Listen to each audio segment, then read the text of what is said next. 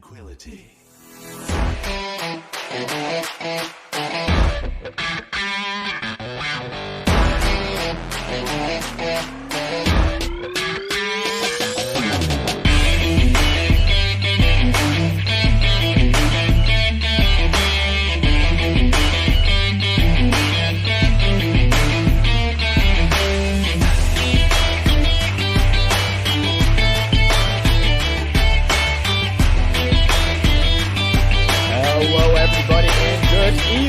Welcome back to a little bit more Overwatch Tranquility. Tonight, we continue on our charity event week here for Rad with a little bit of 2v2 lockout. It's what I've been looking forward to. I know it's what a lot of you have been looking forward to, and I'm ready to have a great time. 22 will enter, 2 shall leave victorious, at least for the Harmony tier. There's 32 in the Discord tier, if I count it correctly. However, bringing the action at you, it will be me. I am Dor, and I am joined by the wonderful, the amazing, the lobby leading Ski Free Yeti.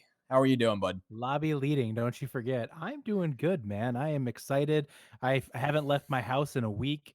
I'm pretty sure I'm slowly losing my mind, but honestly, Overwatch, that'll make me more sane again, right? That's how that works, right? Yeah, I'm pretty sure it's something like that. However, also with us, Booth, how's your own sanity doing? I mean, mine was gone like 5 weeks ago. This is like week 6 of isolation. So I don't know if you noticed any time of me casting recently, but that sanity's just been out the window like a long time ago. But hoping to get some back tonight. Excited for all the events to come through. Last year, Dor, actually you, Ski Free, and I did the 3v3 eliminations. That was a blast to watch unfold throughout the night. So I'm hoping to see something similar with that tonight as well. Yeah, I think the real highlight was watching the tiny little meta, because everyone's watching all these matches. It's kind of unclear what's going to be best to run, whether you want to run a tank and a support. And I think that's ever present here now in the 2v2 when you can really only have 2 of those roles filled. It's a real decision to make whether or not you want to have any damage or not, or whether or not you want to be running supports or self-sufficient heroes. It's a big question. What do you think we're going to be seeing much of, Ski? You know, I think it's going to be kind of an interesting dynamic to see what teams bring forward. 2v2 is not so cut and dry. 3v3, oftentimes you'll see a healer and then 2 DPS or 2 tanks or something along those lines. 2v2, though, you can go with different strategies at different times. You can come out with a healer. You can come out with, a healer tank, healer DPS. You can even go the double DPS route and just kind of try to blast through the damage as quickly as possible. There's a lot of different ways to go about it. And it's really up to the teams to kind of see how they want to approach it. You can kind of go about it either way, and really either way can be effective depending on the situation. Now, well, it looks like we're ready to get into this lobby. Do you want to run us through these rules real quick? Yeah, so the rules on this are pretty simple. It's 2v2 lockout elimination, first to 3. There are 3 different maps that we could go to, either Castillo, Antarctica, or Black Forest, and basically it's a first to 3 points. So once you pick a champion, you can no longer play the champion for the rest of that round. So if you win a match with Roadhog, you cannot play Roadhog the following match. If you lose a match with Roadhog, you could still play him as long as he's around. Otherwise, it's 2v2 rules. Once you eliminate a hero, it goes down to a 1v2 situation, and so on and so forth. So you do not respawn in this until the round is over. Again, first to 3 rounds wins. It's pretty straightforward, guys. So, but right now we're going right into it with Boop versus Holy Jalapenos, and Boop versus Holy Jalapenos shape is going to end up being a good one. We saw the Holy Jalapenos win their first match off stream against Yapper and Rainbow of Paradise 3-1, and we're gonna go ahead and get this lobby going right now. And Abe, of course, spent his time yesterday. I believe he was doing the production for the Torb 1v1s. Is that correct? That's correct. He was doing production, first time production for the Torb 1v1s, which is not the easiest thing in the world to cast, for sure. No, definitely. Definitely not. So I don't envy that situation, but they managed to pull it off. The guys pulled off a heck of a show, and be really interested to see what the teams pull forward here with 2 different comps. You see 2 very different comps right off the bat. So I think one thing that's worth noting is 2v2 is not something that enters the arcade rotation ever. 3v3 is. People are used to seeing that. But now, oh man, already heading off here. Mr. Trippy Cow and Waffle Man, they're on a roll on the opposite side right now. But they have to find that hook. That is basically all they're searching for. Whiffs on Abe, who's going to be putting in a lot of damage in the opposing side. Those Lucio heals can only come so fast. The stun comes through, but he can't connect on the headshot. But now they own the high ground. They do. Abe did a really good job there, kind of zoning out the rest of the team. Oh, but Waffle Man with a huge hook on the Pog, barely escaping with his life. Yeah, but the take a breather is going to be gone as Pog did make it out with the use of Fade. The hook off the map! Oh, he's a genius! No. Takes him off for the Unlucky. environmental kill. The That's a madman. Smart play there from Waffle Man. Really the one way he could make sure to secure a kill, get him off the mat. Pog is now on his own. I just don't know if there's any way a Moira can pull it off against this kind of comp. There's so much healing. And it's a matter of inevitability there. Yeah, so I feel like the real highlight plays, though, to watch out for tonight are going to be those 1v2s. Losing a member of your team is so detrimental, especially when there's already so little synergy involved. The difference between 2 and 1 hero is just absolutely gigantic. Now, I'm curious, because this is the very beginning. This is the very beginning of what we've actually gotten to see, what these players are going to get to see from each other. And as I said, they're going to be watching the stream. They're going to be adapting as they go, figuring out what's good. So this first Harmony tier matchup really does just kind of set the bar for that. Abe and Pog mixing it up here actually with a double tank. We see a Sigma Zarya. It's kind of it's gonna be a very aggressive strategy. They're gonna want to get right in the face here. But honestly, to counter that, Waffle Man on the Reaper is a great choice. It's a perfect pick. He has to get out those early abilities though. Pog, there it is, will be using that grab. Takes out one, but it's 1 versus 1 right now. Ana versus the Sigma. One has healing capabilities, however, one does not. Mr. Trippy gonna be waiting for that grenade to come back up. Uses it. Now Pog at just about 1 HP. The melee will do it. Trippy Cow finishes off the 1v1. Trippy Cow brings it back 1v2 down. Great play there, getting that sleep on the Pog, and he did the right thing, waited for the right waited till his biotic grenade came off cooldown and finished off Pog with just a few melees while he was trying to shield through that. It was well played there and he really just kind of secured that one. It's going to be a tough reverse sweep here for the Jalapenos, I think. Yeah, like Ski mentioned, it is going to have to be a reverse sweep, if anything. And oh no, oh, it's such a perfect matchup for them though. Abe and Pog lock in the Farm Mercy up against no range at all from this side of Waffle Man and Mr. Trippy Cow. Waffle Man and Trippy Cow will be able to endure a lot of damage, but they will basically be able to put nothing into Abe and Pog here as long as Abe and Pog are able to stay out of that Moira's grasp, which Abe almost did. Oh no, Abe, oh no. Oh no, that was the way they were going to need to win this, is by staying. All they needed to do was stay at the skybox, but they couldn't do it. Oh, it's that worth is noting, so unfortunate. No health packs on this map, which is bad for Pog. Pog, though, he's just going to get chipped away by these purple orbs. If he can find maybe a kill onto Waffle Man, this is winnable. But it's going to take some heroic efforts out of this man to hit a couple direct rockets. It is, and Waffle Man's just going to keep using those orbs, I'm sure, on himself every time he gets low. And just these little chip damages from the grasp of Moira is just going to be slowly enough to take down Pog. Pog has just an absolutely insane task ahead of him here. I don't know if there's any way he can do it. He would have to take some sort of way to get the capture point, but I don't think Waffle Man and Trippy Cow would fall for that. Oh, Pog is so low already. And he takes it out his own way. I don't even blame the man. He lost his Mercy early, and that's going to be it as Boop take it in a 3-0 fashion. A quick sweep here in our first match. Boop continues to be undefeated. Can you believe it?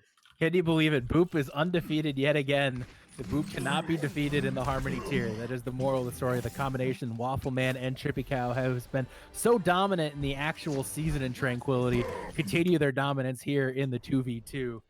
Just great performance from both of them. But we have an exciting match coming up here next, and I think Booth is already ready to go with that one. That's right. Ready to go here with Eclipse versus Alt F4. And both teams here, of course, winning in the previous round. You have Scene and Ivy on the side of Alt F4, taking out the side of Caliber in the last round. And the side of Eclipse here, we have Impera and Tequin, who last round got the bye. They got the lucky seed, and it turns out. But now the two will be going up head-to-head here in our first fight here in the Discord tier. Seemed like you guys had a good one over there in the Harmony tier. Maybe good. I don't know what to say. What do you see comp-wise out of that? It was a quick 3-0, but honestly, it's hard to say what we're going to see from here. It being the first match, there's nothing to really go off of. We saw a lot of support tank. They locked in the support DPS for the Farm Mercy, but the Mercy unfortunately got picked off early. And this is actually a trend that we saw earlier on. It's a Lucio Roadhog searching for those picks, and Scene gets taken down half early. And Para gonna have to be using that take a breather to try and avoid a lot of that damage, but Tequin boops Ivy away, which means there's no healing for Scene, and he gets taken down. You don't really expect the Lucio to be the one to open up the fight there for you, but a massive boop there onto Ivy Cat. It was really just left it open. Scene was just a sitting duck right there, just an alt battery, just a sponge ready to take all of the damage there. And good job there on the support. Not the carry I was expecting out of that comp early on. I've got to get some information out of you. Can we see chat? Yes, we can. Okay. Chat's visible, so we all saw that easy clap. Mm-hmm. Oh, that one stings coming out of Tequin. However, Ivy and Scene not out of this one yet. They're going to lock in the Mercy. McCree here actually pretty well countering this Pharah Mercy if they can just find a decent position. But this is not where they want to be. Tequin has a great high ground and a lot of places to play behind. But Scene pushing forward on its high ground will start to gain himself more and more angles as this fight goes on. Yeah, you see Tequin has to keep taking cover behind the point here, trying to slide off the rooftops because damage boosted McCree there. That's one really good headshot onto that far end, basically down low. And you see Tequin getting so low, but the heals are there for it. Scene just needs to get at least 2 of these shots there over to there, and Tequin should fall early on. But oh, Mercy getting very low, not ending up falling at least. But that was almost done before it started. Oh, the flashbang right click, the bandit. Scene walks up and takes the easy ray out, but you know what? He'll take it, and now with Tequin out of the way, it makes it 1-1, and technically the closest game of the night so far, Booth. Hey, that's a stat for you right off the bat. I think Tequin and Impair kind of forgot that flashbang was a thing, and they're like, oh, look at the McCree walking towards us. That looks interesting. Just for staying on the little bit of the high ground there, and good job there from Scene to close the distance. Not normally you see the McCrees closing distances on high grounds against Fires there, but that's what we have 2v2s for. It's for the interesting casts. Yeah, I suspect as far as DPS go, McCree is extremely valuable tonight. With the option of Pharah being an ever-looming threat in these games and having that ability to also deal with those close-range flankers with the flashbang, there's so much that he can offer to this matchup. And it's worth noting, not all of these are going to be played here on Castillo, but now Scene's trying to use that high ground to his advantage, dives in, whiffs out now. Just gonna punch his way away as Ivy dives. Also, dives Zarya. That's a new one I haven't seen before, Booth. Dive Zarya seems to work though because Tequin falls on the Mercy early on, and now there's no support there left. He does end up taking down Ivy at the end, but Scene cleaning up towards the end with just a sliver of HP left too. All right, Dive Zarya's busted. We're breaking all the metas here in Discord tier right now. And I've got to see. You remember like World Cup like first year, right? You played Dive with Zarya. It was like Monkey Zarya, right? Yeah, way back. Now though, the longer this goes, the more questionable it gets because those heroes start to get locked out for you and your team. But Ivy and Scene have that Roadhog Lucio to fall back on. Unfortunately for them, maybe not the matchup that they wanted. No, they're gonna have to try to kill this Mercy early on. Scene trying to close a little bit of distance to get that hook through there. But I mean, really, besides that, it's just gonna be a poke game. At least one thing, if this one goes long, they will have that little bit of control advantage on points. But it's really coming down to it. They get the Mercy first, or does the Pharah get enough damage in to get the Lucio? And Tequin gets hooked. He's so low. Breathe on him. Oh, Tequin gets away. He's running for his life. I don't know what Impair and Tequin are doing right here next to this tower. They can really play from wherever they want. The angles are there through the door, but you know what? With Scene down on the ground, Ivy is free for the picking. This Roadhog is a sitting ult battery right now. He is. I mean, look, out to 89% on the barrage now as well. You gotta expect him to try to use it at the end.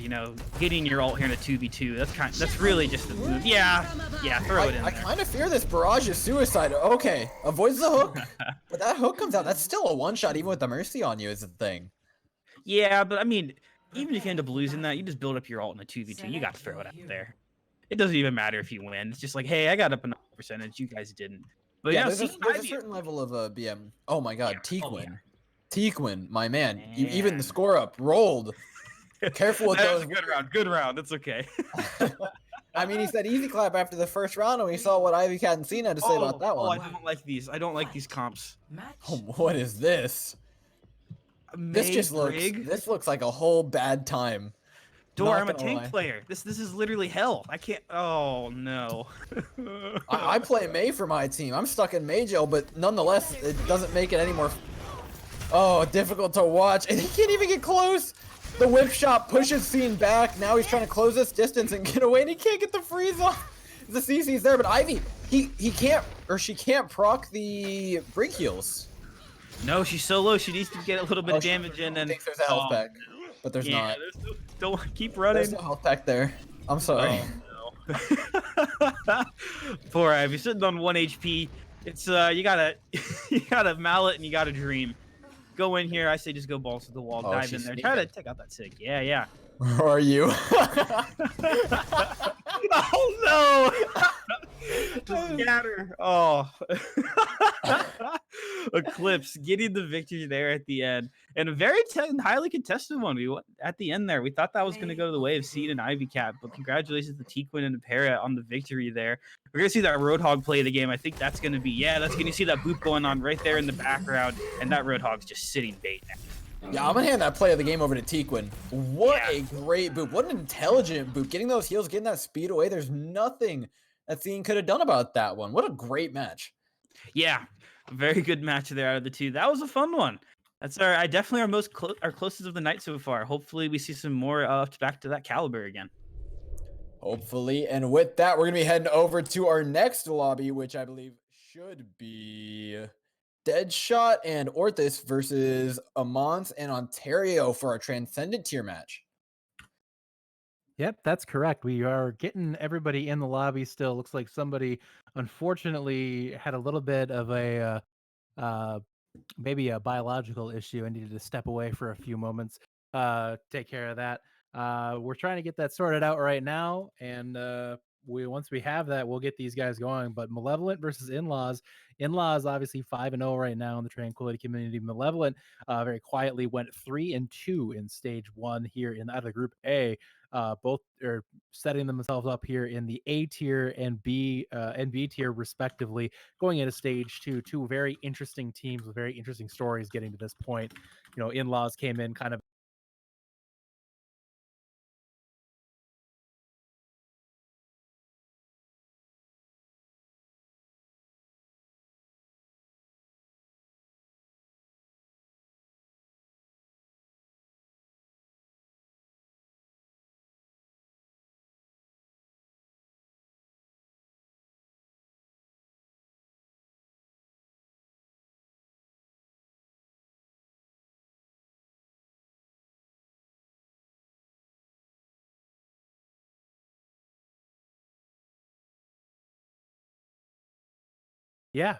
great matches so far, though. Very interesting approaches from both teams so far. Did not expect to see Cena and Ivy Cat in round 2. Actually, I thought they would lose to Bray and Manaka, but that was a great win for them getting to this point.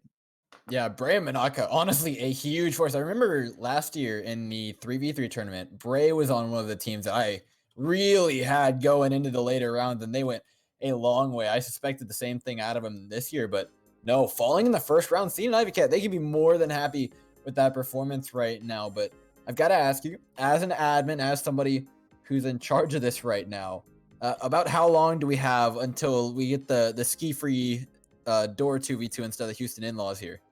I don't know if anybody wants to see that, but part of me wants to see that at the same time. Maybe a little bit of a exhibition round instead if In-Laws can't get everything together here. We got to cast it and play it at the same time. Oh god, that sounds like a nightmare waiting to happen. We're gonna give them just a couple moments here just to kind of get everything going. Looks like working through a technical issue as well at the same time, so just kind of getting a couple things sorted out. But hey, that's it. And Ontario is here. It looks like finally back. Hopefully did not blow out an O-ring or drop a lung on the way through that, but he looks like we are here now. So I hope the man is okay. However, let's put it that way. I'm excited for this though, mostly because there's a chance that we don't see Castillo right now. And Castillo, it's what we've been staring at for the past 2 days, which is fine. It's a great 1v1 map. However, Eco Point Antarctica is arguably my favorite of the small maps right now. There's so much varied terrain. The topography of this map is just perfect to play any sort of thing you want on. You can take different approaches everywhere. And now we're heading in here. It's the map I'm hoping for. I got to say that much. Yeah, absolutely. I definitely like Eco Point Antarctica a lot. And honestly, I've seen so much of Castillo over the past 2 days that I kind of want to gouge my eyes out at this point. So I'd be okay with something else. But it looks like we do get Eco Point. You got your wish. Thank goodness. Yeah, I think it was you. You must have done this for me, correct? No, it's completely random, actually. We just happened to luck out this time. Just take credit for it. It was all me, of course. Everything good comes Oh, from me. whoa. 4 These team DPS. compositions. Actually, I guess we do have a healer soldier.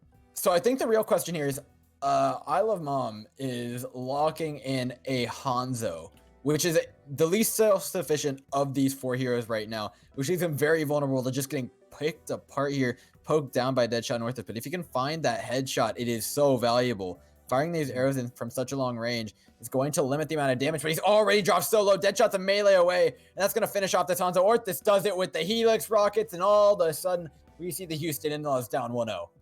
Yeah, Malevolent did a great job there. I think they recognized the Hanzo as the easy target, and they dove right in at him. They took advantage of the simple opportunity they had, and it was easy. It was honestly very easy. They needed to rely on I Love Mom not hitting a headshot, and she didn't. And that just does it right there. So definitely a tough spot there if you're Houston in-laws, but they can easily rally back from this. Mercy Torbjorn versus Lucio Monkey. I never thought I'd say it in my entire life, but Yes.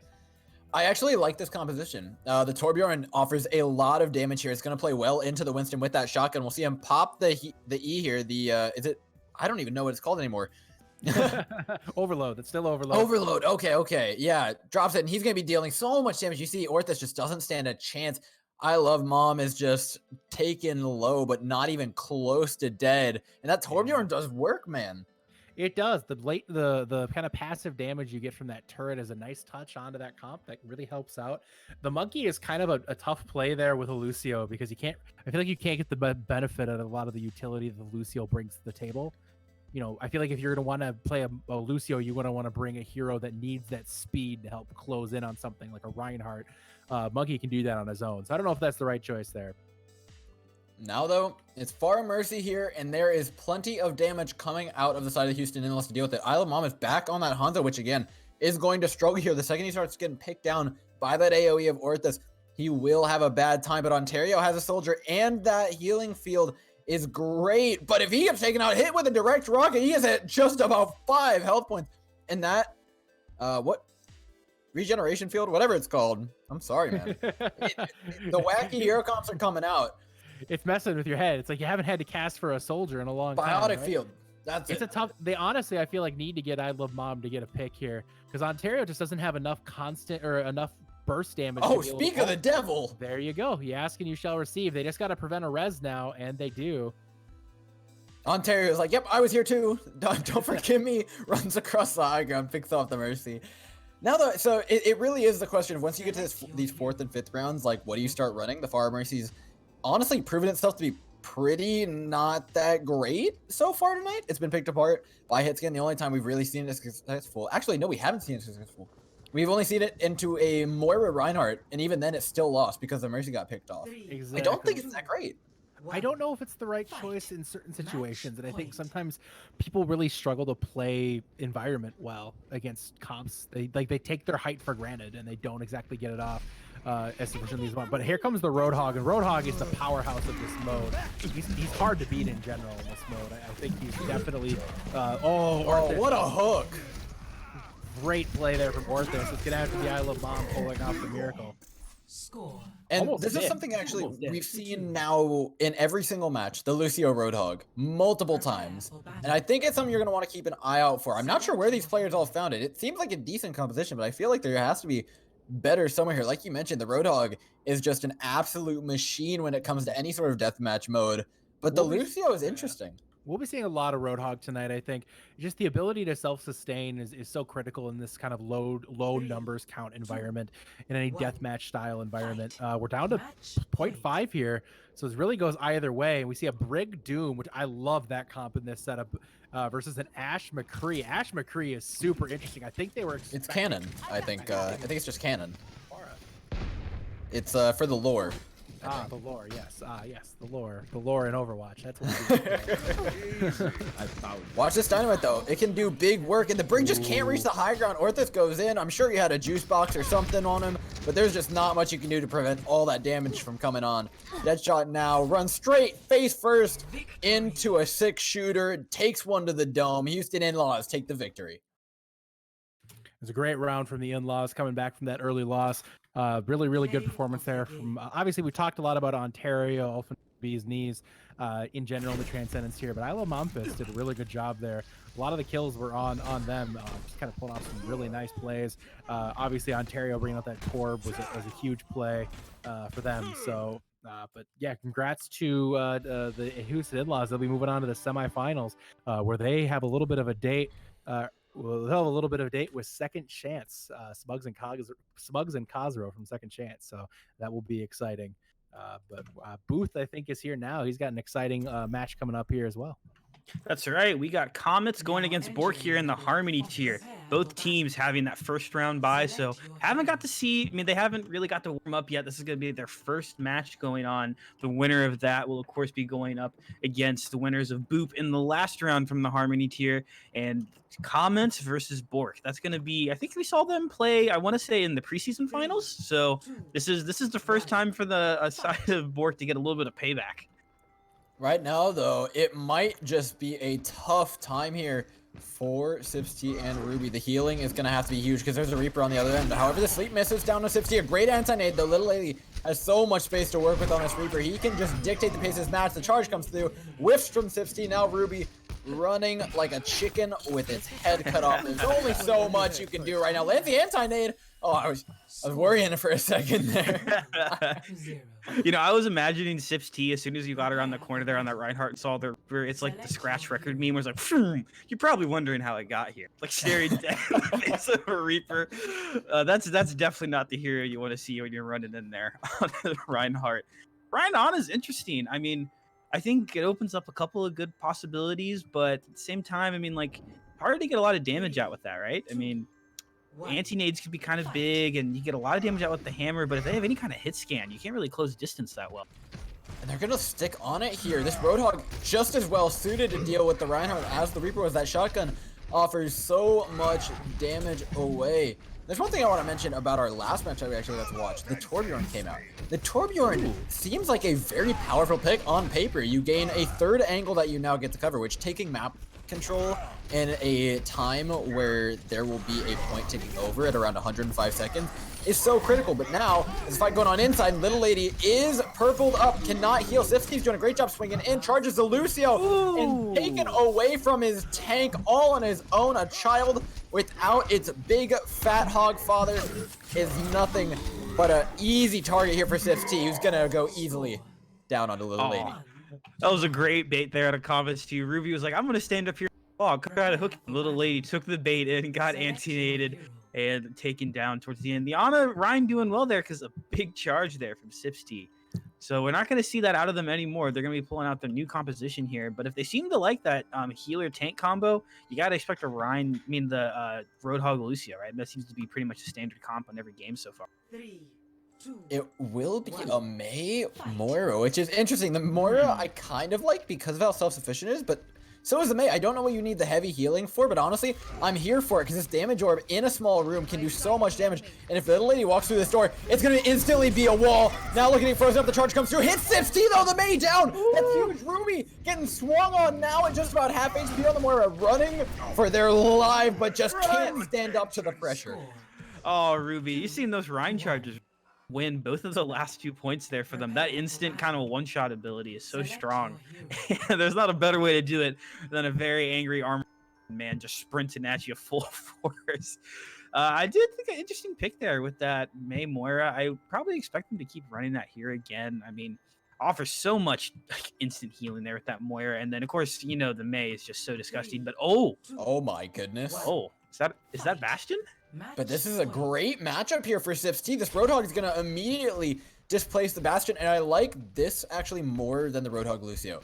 The speed does a bit for you, but having a long-range hit scan of any kind in a Baptiste is fantastic for picking apart anything that might come out like a Pharah, like a Widowmaker. Just offers a lot more options than the Lucio. Now, though, it's going to pretty much be all on Sipsty to try and hit this hook right here. And I like what Yojimbo and Little Lady have done. Set themselves up above this point. They know that Sips and Ruby have to come to them, so they're going to be more than happy to just bide their time here.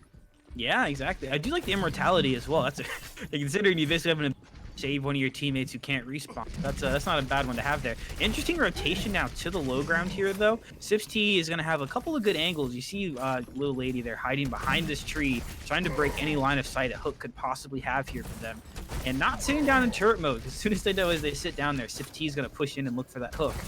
But just poke game early on, trying to build up a little bit of ult charge. Sips T at 61, little lady, you know, close as well. Maybe going to try to see somebody farm. Sips T always getting really low and then just healing himself stuff. You see Ruby's not actually healing Sips T when they push back in. Sips T is just healing himself up to try to get that ultimate quicker. Maybe you're going to try to push him off the side there. Exactly.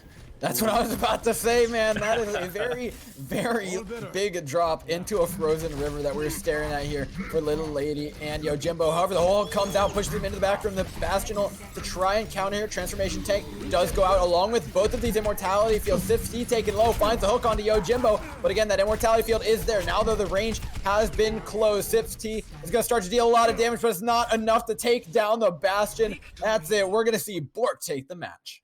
Yeah, Bork with a 3-0 there, but that was a really highly contested game there. I mean, I think Comments was really close in how a lot of their comps are coming. That Bastion at the end just had so much damage, and if there's any tank you want to be trying to 1v1 a Bastion without any abilities, it's definitely not Roadhog. And just it was basically launches at the end, just basically an ult battery. Wasn't able to keep the healing up enough. Little Lady getting all the damage in, and congratulations to Bork there on the victory. Moving on to the semifinals. Yeah, Bork playing a great game. I like the sort of shift forward we're seeing in compositions. People are starting to move away from those very natural combos that we're used to seeing in Overwatch. That Mercy Pharah, that really just hasn't seemed strong tonight. The Lucio Roadhog, I'm not sure where it originated from, but I really like this Baptiste Roadhog as an option. It didn't work out there, but it really had a great opportunity to. They just weren't able to win that ultimate fight. Now, though, heading into this next lobby, I've got Ski Free lined up. How you doing, man? Do you ever have Ski Free right here? We have an exciting one. Airstrike taking on Prodigious. 2 surprises in the Discord tier. But more importantly right now, obviously, we are all here for a great cause tonight, and that is to help not only to have a good time, but to also raise money for a cause that is Rise Above the Disorder. They are a charity that offers free healthcare services. They've been putting a lot of focus into gaming groups and gamers as well as part of their cause, and it's a great cause that we have joined up with and to really get a great fundraiser here. We just had a couple of donations. We had Trolls donating a $5 donation. Thank you. And then we also had a $100 donation from somebody who didn't get named. They went by the Spicy Boys, accompanied with a message, "Go Abe and Pog." So I think we have a Holy Jalapenos related situation there. But thank you guys for your wonderful, generous donations. We do appreciate it. We're now at $471 to our goal, and it's an awesome thing to see community come together like this. What a great thing. I can't wait to see how much further this gets. However, Ski, we've got a match on our hands. It's We sure do. a great one as well, as anything with Cryptic Force in it that isn't a serious match is bound to have some hilarity going on. And both these teams had to play play-ins to get here. Cryptic Force and Panda took down Boring and Needle, the Heckin' Habaneros, 3-2. Boring and Needle, 2 great players as well. And Iconic and Goetti from Maelstrom lost to Kaz and Ogre Drive again, 3-2. So 2 teams have been through the ringer to get to this point. And Cryptic Force is already locked in the ball. I'm ready to see what this does. I'm not sure how much it actually offers on this map, how much it actually offers as a team composition. It might just feed the Roadhog ultimate charge, but you'll love to see it. I kind of love it. I'm not going to lie. I'm But he here gets for hooked. It's unlucky. You hate to see. Let's see if I think Kaz and Ogre Drive are going to do the right thing and just stay in the window. And I think that's the way to do it. Just hide in the center, completely minimize any ability for Cryptic to get any value on any sort of boop or any sort of pile drive. It could be really tough for Cryptic to get any angles on this map. So luckily though, for Cryptic and Panda, I think they do actually stand a pretty decent shot at winning this because Panda's playing Roadhog. He can one-shot this Lucio at any point in time, and that's always going to be a threat, regardless of what your team composition is. If they get the 2-on-1 versus the enemy Roadhog, they're statistically just going to win this. That's just how it is. Kaz taken out of the equation would be huge, but Panda's the first one to get hooked. Goes in for the peel. Cryptic Force might not have done what Panda wanted there. Peels the Lucio that he had just hooked away. Unlucky. You hate to see that. Cryptic Force throwing, which is something we've grown accustomed to in these 4 seasons of Tranquility Community. It's event week. I can call him Cryptic Feed, right? Yeah, it's fine. I'm all right. Yep, Cryptic Feed. There it is. Cryptic Feed. Panda wondering why he grouped up with this guy. You know, Panda. I mean, here's the thing: it's Roadhog. He's not out of it, really. He gets a pick onto that Lucio. It comes down to a Roadhog battle, and really that could go either way. So Panda's got to get a pick onto Kaz, and Kaz is just—he's not having any of that. He's just hiding behind a tree. You aren't gonna touch me. But it's going to be really tough now with that capture point unlocking. Panda's going to have to get aggressive here, and he's forced to get aggressive. As well, the first whole hog comes out from Ogre Drive, and I think that's going to be another key point here. In these long, drawn-out fights where you're just fighting for point control, you know they're trying for a pick down, but nobody's got the cojones to try and step up against that Roadhog hook. It really will come down to who gets that ultimate off first. There we saw Panda and I believe Ogre get it at just about the same time, but it's Ogre who dropped it first, and I think that's going to offer up a real advantage here. Definitely, I do think, but I mean, if we're getting to the point where ultimates are a factor, it's for one, it's gonna be a long night. Two, it's gonna be, I just don't know if that's always gonna be the case. Roadhog battles are tough. They're long grinds. In this case, we don't really have that, but we do have a Farm Mercy and a clear advantage if they can hug that Skybox. They do. There's nothing in the way of hits again. So what we saw actually, it was a Harmony tier matchup. In the previous time we got to see this composition come out at a advantage, right? It was up against a Moira Reinhardt. However, we saw the Mercy go down very, very early, and I think that may have just been a little bit of mechanical error from one of the players. Now, though, we're here in Discord tier. We know these players can hold up. Cryptic Force getting very high on these jumps, going to be staying far away from this Moira at any given point in time. Panda's got a lot of work on his hands to do, though. He's got a lot of health to make his way through. Panda definitely has a lot of work to do here, but the problem is that you're also running into counterplay onto the farm. You know, May can just very easily just ice block up. They need some constant forced damage. They need to get more aggressive. I think some people, oftentimes people play Pharah so passively that they're not really getting the maximum value out of those boosted rockets, especially when you need to get direct hits in order to really get peak value from it. And right now, we just see them just hanging around the skybox. It's not a tactic that's really going to relay any success. I feel like you need to try to get aggressive, try to get some big damage, some big boosted rockets into them, and try to get some AoE damage onto them so to force them to panic and have to adjust. Ogre Drive blew a cooldown unnecessarily there. That's a situation where Panda's got to get aggressive right now, and he's not. They're just playing for capture point, it looks like. Well, there's actually the issue rising, though. Is if they go to capture point, Ogre Drive runs on, starts spraying down on whoever is touching the capture point. What then do? You need to kill them very quickly. If this blizzard comes up, it's basically game over. These control points in deathmatch tick over in absolutely no time, and now as it ticks down, capture. So they need to get aggressive right now, and they're going to have to. Ogre Drive is going to the point. Oh, but the ice block's used off point. Ogre Drive tries for the wall, and it's actually going to offer them a nice little bit of cover here as Kaz starts to heal him up, going for the freeze, but the barrage is out. Finds one, searches for the second. C9. They C9'd off the point. Panda Games was too high, and he C9's off the point. Where was Cryptic? Cryptic was, who knows? It's Cryptic Force. It's Cryptic Force. Let's be real here. Just off the edge. I swear he was on it. Oh my goodness. Chat, clip it. Clip it, and I want everybody to DM it to Cryptic Force. Don't spam the Overwatch Tranquility server, because then Ski-Free has to deal with it, but clip it and send it to Cryptic Force. I don't know. I can't believe what I just saw there. That was amazing situation. And Cryptic and Panda are forced to pull out desperate measures here. Oh my god. And by desperate measures, I mean full bunker. What did we just watch? Okay, so no healing here for Cryptic Force on this first side. Every bit of damage he takes is permanent right now.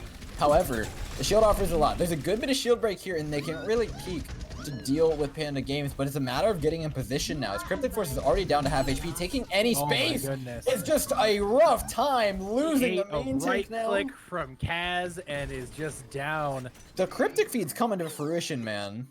Cryptic is not having a good time in this match. It has not been his match. Panda Games now is just chilling. He's just chilling. I don't know what Juke is looking at right now, but Panda Games he's just chilling. It's winter in Germany. You know, it's cold. And he's just chilling. I don't know. Panda Games has an impossible task with Discord Orb. I just don't think there's any way he can do it. One burst and he's done.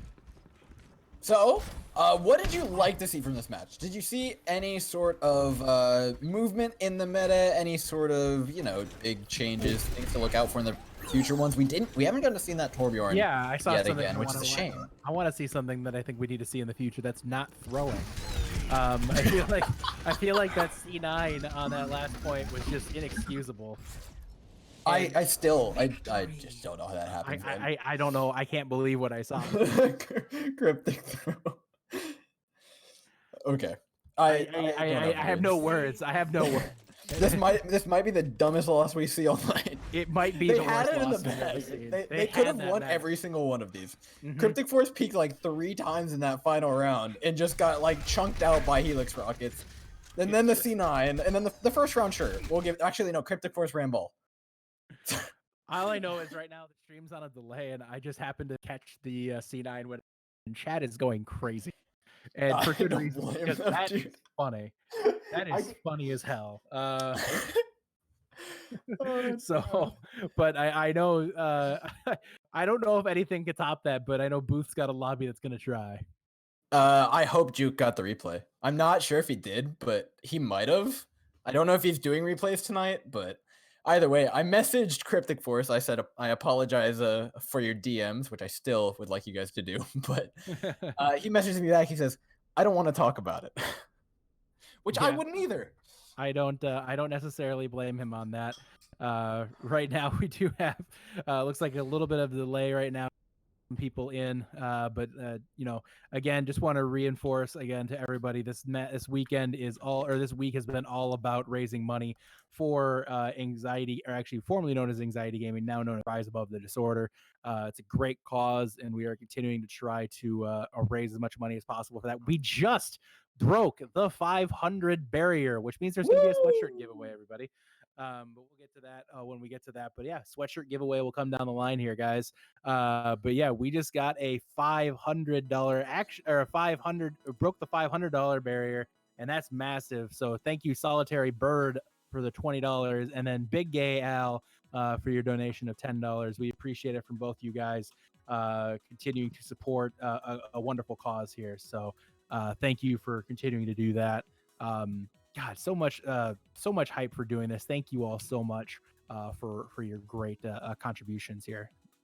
And thank you, Ski, for being with us for that match. I'll let you get back to your lobby hosting duties. In the meantime, though, I've got Booth and another match for us. Yes, so quickly we did have a Transcendence tier. The side of the Exiles had to forfeit, so Havoc getting the 3 victory. So just to let you know, Ski Free, I have stepped over to the Harmony tier, and our next game here will be against the Fighting Potatoes versus Flashbacks. I can't believe you've done this. I know. I gotta hand it to Booth, working on the fly, man. There's a lot of people in the lobby voice chat right now. What Booth and Yeti are doing is very difficult. I can tell you from last year when I did the 3v3. It's not easy. It's something, man. It's like wrangling toddlers. It's and this is nothing to say about the people themselves. It's more so just the sheer number of them, the masses. It absolutely is. It's something right now. I'm gonna go get the next lobby to get. All right, good luck, Ski. I'm just waiting on one more here to join in here with us, and then we'll be good to go here on the side of the Fighting Potatoes. Of course, tons of fun getting everybody into these matches here. Just one more left for us here, and we'll be going into our third match here in round 2 of the Harmony tier, and then after that, continuing through. Yeah, we have, just the singular Fighting Tater right now. However, Flashbacks and Fighting Taters both playing their seasons in the meanwhile, doing all right, but none of this is too much. I've got to say, we do have Ski Free's own team in here with the Fighting Taters, and he has mentioned Death Knot as a huge standout player. And I know last time I believe Fighting Taters were on stream was their incredible match that ended up going for 2 days after the server shut down. So this is a nice break from all that pressure. Yeah, that's going to be a fun one for them here. For them, hopefully knocking on wood if you can't hear me, because we couldn't do it to him twice, right? That'd be terrible. Don't jinx us right now, Booth. I know. But Death Knot Euphoria, I've got to say, I've seen really good things out of them before. I expect to see really good things out of them. Again, I'm curious what map we're going to go to, though, because we've seen all three of them now, and we're heading to Eagle Point and Arthur, which I think offers the most as far as team comp viability. You can run a lot of different things, use a lot of these different angles. You can play all sorts of different strategies just because this map offers so much. That's right. It can. Antarctica, in the early days, was kind of every single to happen because we didn't have all these extra maps here. So maybe people have a little bit more stuck with them here. Some previous comps planned out recently, and double tank actually. That's an interesting composition. So now it's going to be, Euphoria and Death Knot. However, only one of those is going to be self-sustaining. Euphoria doesn't have any healing, which is a bit of trouble right now. Honestly, I mentioned it before, but I'm a pretty big proprietor of running the Roadhog with something that's going to be able to have a little bit of hit scan, maybe heal itself. Some sort of Tracer, some sort of Soldier, Baptiste, Ana even are great options, but I don't think that this Sigma is it. Euphoria is going to get picked apart. Fortunately, though, they do have that shield, about 200 HP right at the top. That's going to be offering them a little bit of regen capability. Yeah, that shield's going to be nice for them because it probably will let Death Knot get a little bit close and try to get hook while trying to stop some of that damage. So the eat there on the side of the Sigma as well should be pretty helpful. You see Death Knot going around for the flank on the side, just missing the hook, going for that Mercy. All the while, Pharmacy's ult charge getting a little higher. You see up to 57% now towards that barrage. Of course, it's going to be hard to barrage there when one of the tanks has a big ability, but they're not even going to get it. Oh, big hook there. The res tries to come through. Beastman eats a rock to the forehead. Euphoria is relentless, and you know what? Fighting Tater's proven me wrong. That Sigma shield is pretty powerful. Sigma shield is really good there. It gives you a lot of positional advancing. Basically move at the same speed as the shield there while you're able to get damage off. Have more range there than a Reinhardt would, more mobile than an Orisa does. I'm a big Sigma player. I mean, that's like half of what I got to play last season. Sigma, so of course, technically any more mobile than an Orisa? I just be more mobile and like how the shield can get placed. You keep forward a little bit.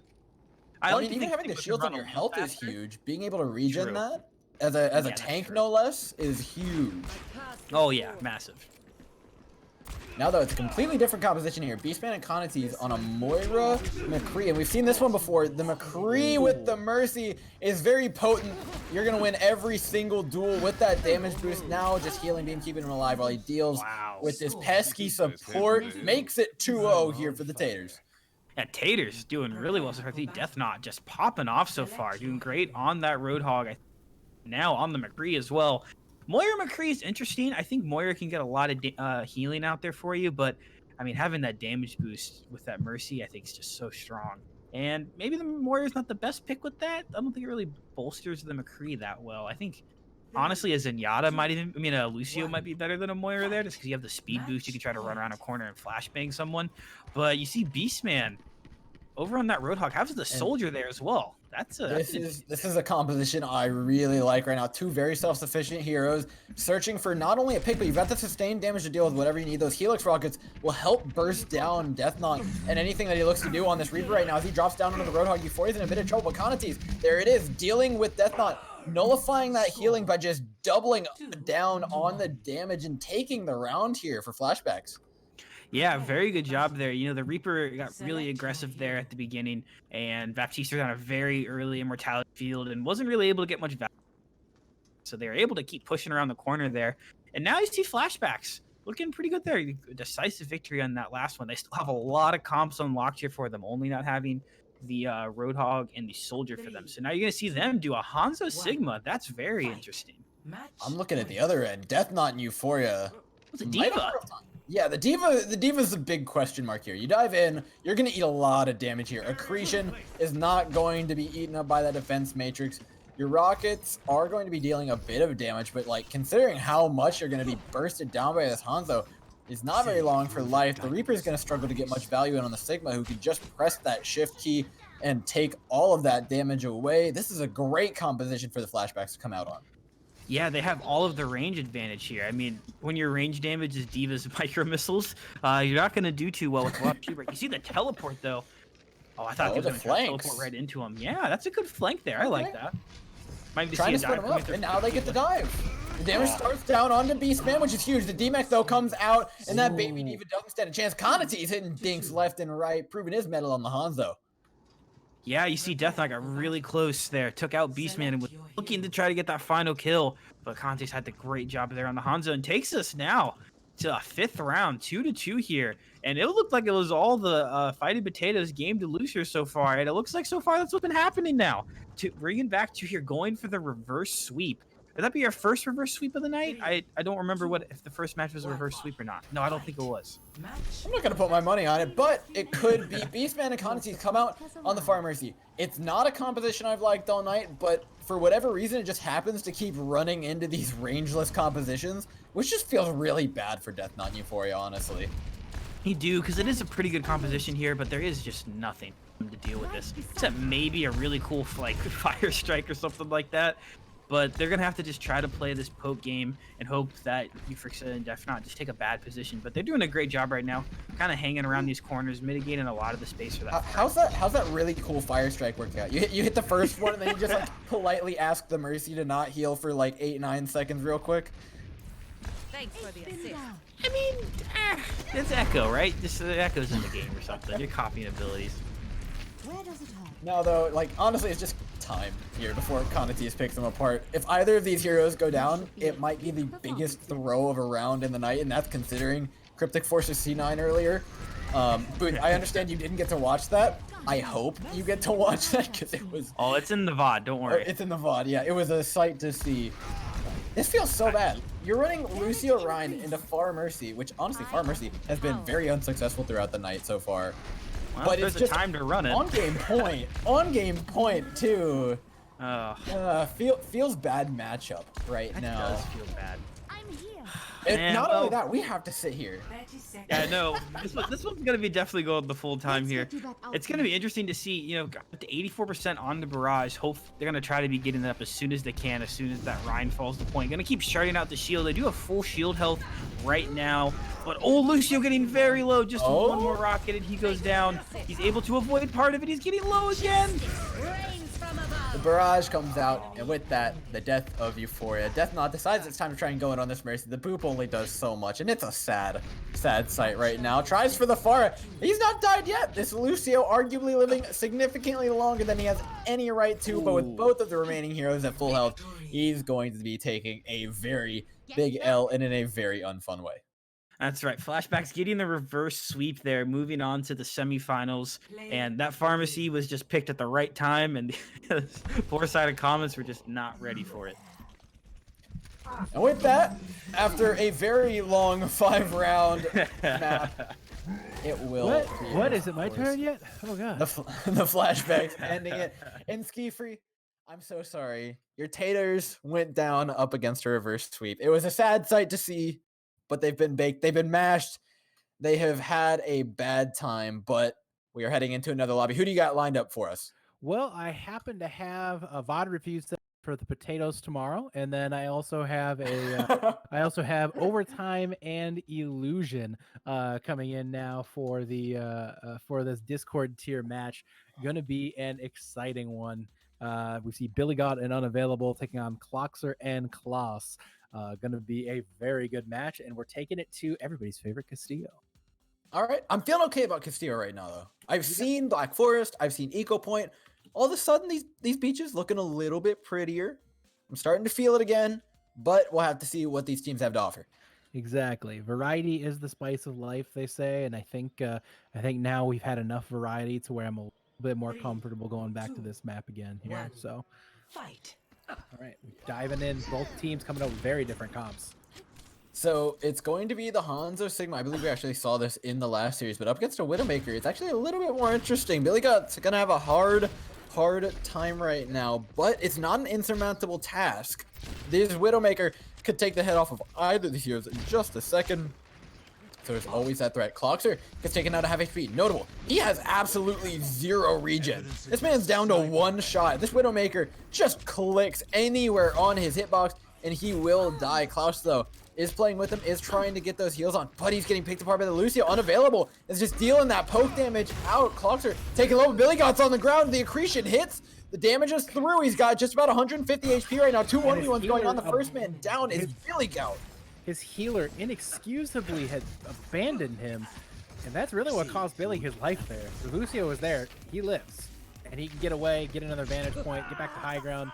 You hate to see it.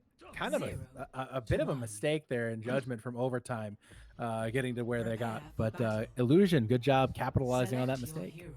So I don't mind Unavailable going on a flank, trying to poke at this Hanzo a little bit, but he does need to be regrouping with his Widow. The second she gets dove, it needs to be all hands on deck back on that support, because you got to remember, your sniper doesn't heal either. It's just as big of a deal on the other end. That Sigma is so good in the 1v1. And now, okay, this is going to be a tough one for Kloxer and Klaus, but they can do it. What do you think they got to do? It's a great question. Not die. I think that's the first thing. Stay alive.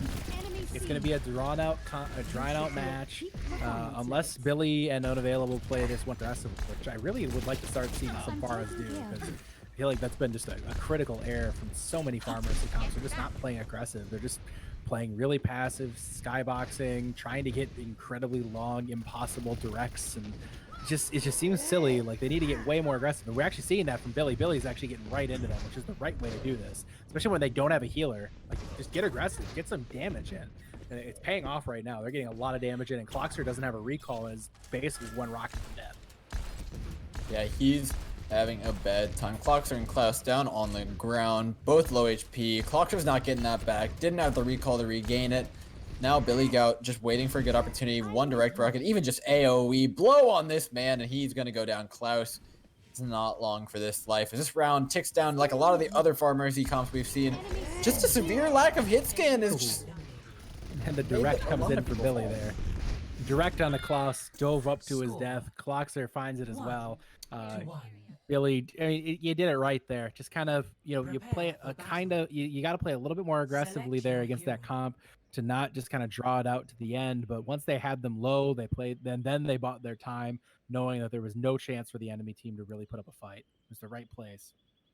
Yeah, and I don't know what kind of cruel god of Overwatch is out there right now, forcing all these teams to play compositions into Pharmacy that don't have a hit scan, but honestly, it feels really bad for them. It's very unfortunate. Now, though, Kloxer and Klaus line up against Billy Gout and Unavailable, and Billy Gout actually on the Genji, playing for maybe even a Nano Blade if he can get it up in time. I'd be surprised to get a Nano Blade up here. He's got to get, I mean, it's going to be tough for him to even get in there. That Brigitte is going to be forcing him to play this long-range poke game, which, as a Genji, you don't love ever. You kind of, it's kind of a big feels bad. You can't get any sort of value. Oh my goodness, Kloxer though, that's super aggressive, forced to recall out early. Good play there from Unavailable and Billy, really minimizing that damage. Unavailable trying to avoid it. Oh, great Swift Strike from Billy Got, taking down Kloxer, but Unavailable is now down as well. It's going to be Klaus versus Billy Got, a really tough match here for Billy to be able to come back from. Yeah, this is not a fight he wants to be seeing. The Brigitte is not a guaranteed win. No, it's definitely he does need to proc the healing. He could go for long range poke, and honestly, that's what I want to see him do. But goes for the close range fight, and Klaus, with that flail, is just going to be a world of pain for this Genji right now. But Billy's almost got Klaus down to a situation where it's one Swift Strike from death. Oh, great play. Oh, no. Oh, no. The whip shot. What a shot, though. What a closely contested match. Billy Got was playing that perfectly, got Klaus low enough almost to be able to be taken out with one Swift Strike, but Billy was just not able to avoid that whip shot, and that's what cost it in the end. Klaus comes through with about 10 HP left. So close, but at the end of the day, it's going to be Klaus. And with that, they take game point, which is huge here. Now they're going to lock in Widowmaker, Roadhog. A curious composition. I kind of like the one out of Billy Gout and Unavailable a little bit more, but honestly, the Roadhog just offers so much to the team here that might just take it over in and of itself. Yeah, Klaus has got to stay alive. That'll be the one thing. Klaus has to play very smart on that Widowmaker. Otherwise, the Roadhog can kind of just go do his own thing. But Klaus has got to play very cautiously up against 2 hit scans. Really got to avoid taking those picks, because if he goes down early, all it takes is one stun through a take a breather and it's over. But Unavailable's down now, so Klaus and Kloxer with a big advantage.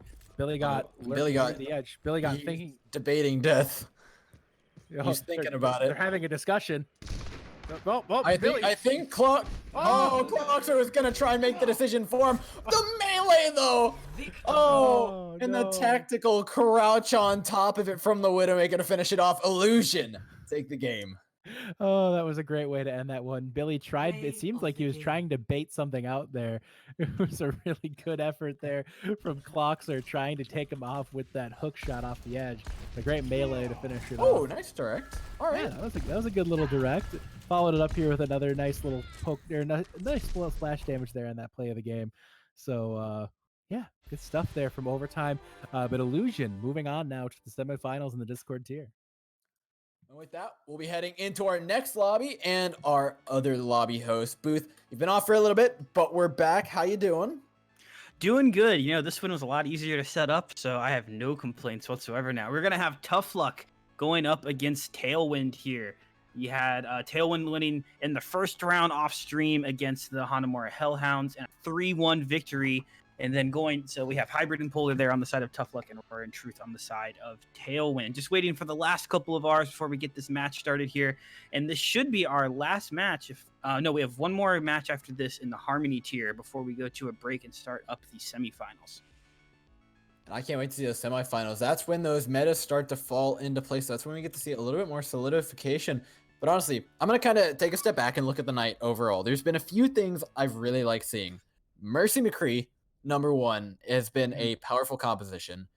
Roadhog, along with either a Baptiste, a Soldier, and Ana, anything self-sufficient with also hit scan, which there's a surprising amount of in the game. Now Another entering the great ring, composition. prepare And then the for last one, I want to see more Select your Torbjorn. hero. It seemed Yeah. pretty powerful. It offers a lot of things on paper. It's a pretty good pick. Taking more map control with the turret is a great idea, as well as that overload being so powerful, gaining that bonus health, being able to close that gap with the speed. You don't need a Lucio. I think that's another pick we want to keep an eye out for. 3, 2, Tough Luck decided not to listen to what you just said there, going with Farah and Widow. So going for the very high pick potential, trying to get something right off the bat here. And that's an interesting pick for them. You see hybrids still in spawn. Maybe they're trying to do a strat here or something with a Polar flying around, maybe trying to do some distraction. An LA interesting pick Gladiators for them. 2v2 edition. That's what it looks like. Interesting choices for them. I'm expecting them maybe to try to do the Widow switch over to the Brig thing, but like, I mean, I don't really play 2v2s, but I'm pretty sure you can see who else is here, right? Like they know there's a Widowmaker. Yeah, they know there's a Widowmaker. And Polar honestly is not feeling good right now. And this is why I mentioned that composition of having a hit scan who's self-sufficient, who can heal in truth on the Ana, now can deal with that far no matter what happens. Aurora on the Roadhog is just a massive threat in and of themselves. And so it really caused issues for the opposing team. However, there is going to be a pause coming through. I think that Widowmaker did disconnect, making a lot more sense why they're going for that little bit of a curious rollout. Yeah, I was gonna say like either they know something that we don't, or Hybrid's AFK. So it turns out Hybrid is AFK. We're gonna give him a little bit of time here. Hopefully, DC get back in. Polar telling us, yeah, I think it was a DC. You basically gotta expect that, right?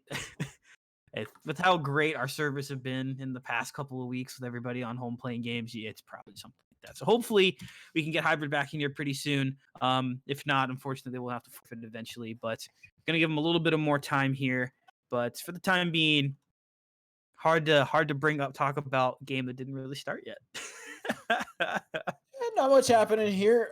Although I do believe that we have Counterpoint. Ski Free on the line. What are the odds we can just hop over to another match real quick and then come back to this one if the player Well, is if ready? they haven't started yet, we'd be happy to bring you guys in right now. Let's do that. Going, Here, so, yeah. Just shoot me an yeah. invite. We'll Let's get you guys over, and we'll kind of swap things around here.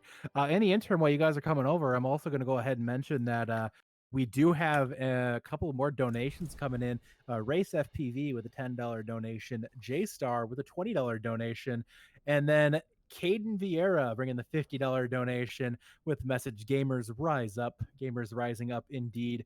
We have now raised $581 for Rise Oh. Above the Disorder. Thank you so much, everyone, for these very Wow. generous and awesome donations. We have one more night again tomorrow with the staff admin pug night, Chads versus not Chads. That is tomorrow. So That's the working name. yes, that is the working name. But we are looking forward to bringing you guys that. Lots more donations and pledges coming out, and probably a lot of very inebriated admins. So we're going to go ahead and get this Harmony tier match, however, underway now. We have Modify taking on Get Off My Land. Modify got to this point by beating Karma in round 1, taking down Seraph and Halvar from Karma 3-0. Russian Ike on the bye, looking to get warm quickly. And let's see what we can do about this one here. Bard, luckily enough, is on from the production team, so I'm allowed to flame him as much as I want, which is always a great thing. Would and now, probably not, but I can X-Rush lock in Bastion Torbjorn. What do you think about this? It's honestly a boomer strat. I can respect it. I feel like if NPC was here, he'd be nodding with satisfaction. It's definitely the boomer strat. You know, I can dig it. It's gonna be really tough for Bard and MTT to be able to get in there against this comp. They're gonna have to rely on Rush getting really foolishly aggressive. So it seems that Rush and Ike have decided that this corner of the map belongs to them. Yes. The issue is this corner of the map doesn't win the game. Well, like most boomers, they've looked to settle in, acquire some land, put up a nice, set up a nice property. Set up a couple turrets. Yes, this is their land, and this is theirs, and nobody else's. Bard trying to get some poke in. I don't know why you would try to poke against this comp, but Bard went for it anyways. So kudos to him. We see the rotation coming out now for the turret comp. Probably the right choice here. Okay, this is definitely a better bit of own to land. Their real estate investments have paid off, and they have upgraded here to a 2-story house, which now they look to own. But Ike sets up the turret and gets taken down immediately. X-Rush, the only man left to do anything. That Torbjorn looked like a juicy target. Bard, though, is at half HP. He has no right to be pushing up here against the turret, and neither does MTT quite yet. But the longer this goes, the worse it is for X-Rush, because I'll tell you what, he's not getting any of that XP back on that loan. No, you can't like the situation he's in, and Bard puts him out of his misery. Like most boomers, not wanting to leave their land, and it takes him out in his own house. You hate to see it. You hate to see it. Yeah, you hate to see. I'm sorry, Ski. It's like watching your own kind die. It really is. It's the saddest thing. The boomer generation is over, and it's all about the Zoomers, and I feel gross saying that. I guess PDK Kid was right. He wins. All right, PDK Kid was right. You guys heard it here first. Never allowed to flame the man again. Is Junkrat the absolute nuts? Right now, though, X-Rush and Ike have brought out another curious composition. In Soldier, Symmetra offers the healing for the Symmetras with the biotic field, so there's plenty of opportunity there. Bard and MTT, though, they've got to close this gap, and there's a load of very, very scary turrets in their way. Do I have to repeat the meme? Because it's fulfilling itself again. I really shouldn't have to. But it's a nice home. They got some food already in there. Looks like there's a sack of flour and potatoes. It looks nice in there. I guess there's a match going on. A little bit of violence outside, but whatever. Defend your ground, get off my lawn. It fits even better with the Soldier 76, young punks and all. Rush is taken down though. Oh man, Ike. Oh no, Ike. You hate to see it. I'm starting to think the property ownership isn't in the for them, and maybe they should just rent instead. Yeah, I mean, the market's really fallen a ways. It becomes tougher and tougher to buy a house, but not being able to rent that one out, Bard and MTT seemingly having absolutely no interest in actually going or living inside with them really is just gonna crash your bank account into the ground. It's true. Honestly, I'm wondering how long I can go before I kill this into the ground. But I can actually maybe now. They're going aggressive now. They're taking it. We call this one Manifest Destiny. They are taking the space and making it theirs. That is honestly even more of a boomer way. Oh, the hook lands! Bard's low! Oh my god, that was the best opportunity they were gonna get. That was the best opportunity. It's gonna be really tough now to capitalize. They gotta play very conservative, use corners against this Far Mercy comp. Rush and Ike now are forced to honestly set up in a home. This is kind of tough. You hate to see it. It kind of goes against human instinct to want to just set and be sedentary like that. Especially, it's like a midlife crisis, Yeah, it's just the Zoomers quarantining the boomers, though. It's true. You see, it's self-isolation here from Ike and X-Rush. The thing is, I've mentioned it once, I'll mention it again. I'm not sure about the Lucio with this Roadhog. It doesn't really offer anything in terms of dealing with long range. Closing the gap doesn't matter when they can fly. Bard's going to be having a field day here. It's still winnable because X-Brush is playing Roadhog, and of course, that one shot is still terrifying for Bard and NTT, but there's so much room, so much skybox here for them to work with that I can't help but think they've got this one in the bag. Definitely, it's going to come down to the very end here. Rush and Ike do have a lot of sustain, so it will be hard for them to kill them, but once we get to capture point time, it's definitely not going to be a locked in situation for Bard and MTT. They do have to still play close to that capture point, as we saw Cryptic and Panda suffer the consequences for last time. Get Off My Land is going to have to eventually rotate over to that capture point, and it's going to be a tough situation for them to try to get over there, but they have to do it soon. Yeah, it's coming to that time, and closing the gap to this point is going to be the real difficulty. Getting there with enough resources as well, enough healing in your back pocket, holding on to that take a breather could be huge here. Zekra decides it's time now. 2 seconds down on the point. Bard's starting to get that poke damage in. He can't really afford to press his Q though. He's going to get hooked through, but the damage is enough, and Modify take it. Modify takes it there. Bard did a great job being very, very, very cautious, patient, trying to bait out that hook before he used the barrage. He got the barrage. So wait, watch this. MTT actually walks in front of him, I believe. I can only assume it was intentionally trying to body block a hook here. So he drops down. Replay. Yeah. Wait, I'm really curious, because if it was, that is big brain. Oh, he was dropping. I swear he walked in front of him at some point. I don't know. That'll be fun to catch here on the back end. But that is our final match of the first. Actually, no, we do have to go back now to the hybrid Polar versus Aurora Truth match. Booth, are we up and running now? We're up and running. I think I'm just cursed for tonight or something with how some of these matches have been going. But yes, we are back up and running. Hybrid is back. We're getting RFs from both teams here, and then we will be unpausing in just a second. Going through here, and then of course back on Antarctica, hybrid Polar here on the side of Tough Luck, and then we have Truth and Aurora on the side of Tailwind. Seemed like you guys had a good one there on that last match. Yeah, it was pretty close, or at least pretty interesting. A little bit of home ownership, a little bit of self-isolation. You know, everybody doing good practices here in Overwatch. But I'll tell you what, MTT was having a hell of a time there. And now, as we head into this next match, it's more of the same. We're seeing a little bit more of this Black Forest. Yeah, back to Black Forest, which I think's been pretty interesting to see this. It's just going to be the Fire here from trying to survive here because of the DC that we ended up having. So you're going to go up against an Ana and a Roadhog. Not really the thing you want to be going up against there as a Fire. You're going to try to peek in the back there, but Truth going to have a lot of space to get the kill. Yeah, and I'm assuming it must have been agreed on that they play this round out. Yes, they agreed to play on this round out. This round. Play this round out. I don't know. There's too many O's in that sentence. It's all good, dude. There's too many O's in your name as well. Yeah, there is. Considering mine has 2 as well. Wow, that just kind of blew my mind there. That's like the majority of my name. That's the majority of both our names. There's 4 O's in our names combined. Would you look at that? Good job, Booth. I'm so proud of you. Look at this. Thank you. He can count. Nothing gets past this guy. I can. All right, Polar Hybrid over on that Brig Doomfist, a composition I don't think I've seen too much of yet, but we see Aurora and Truth there on the Baptiste and the May. I like the Bap May there a lot, but not a bad comp on the side of Tough Luck to run against that either, though.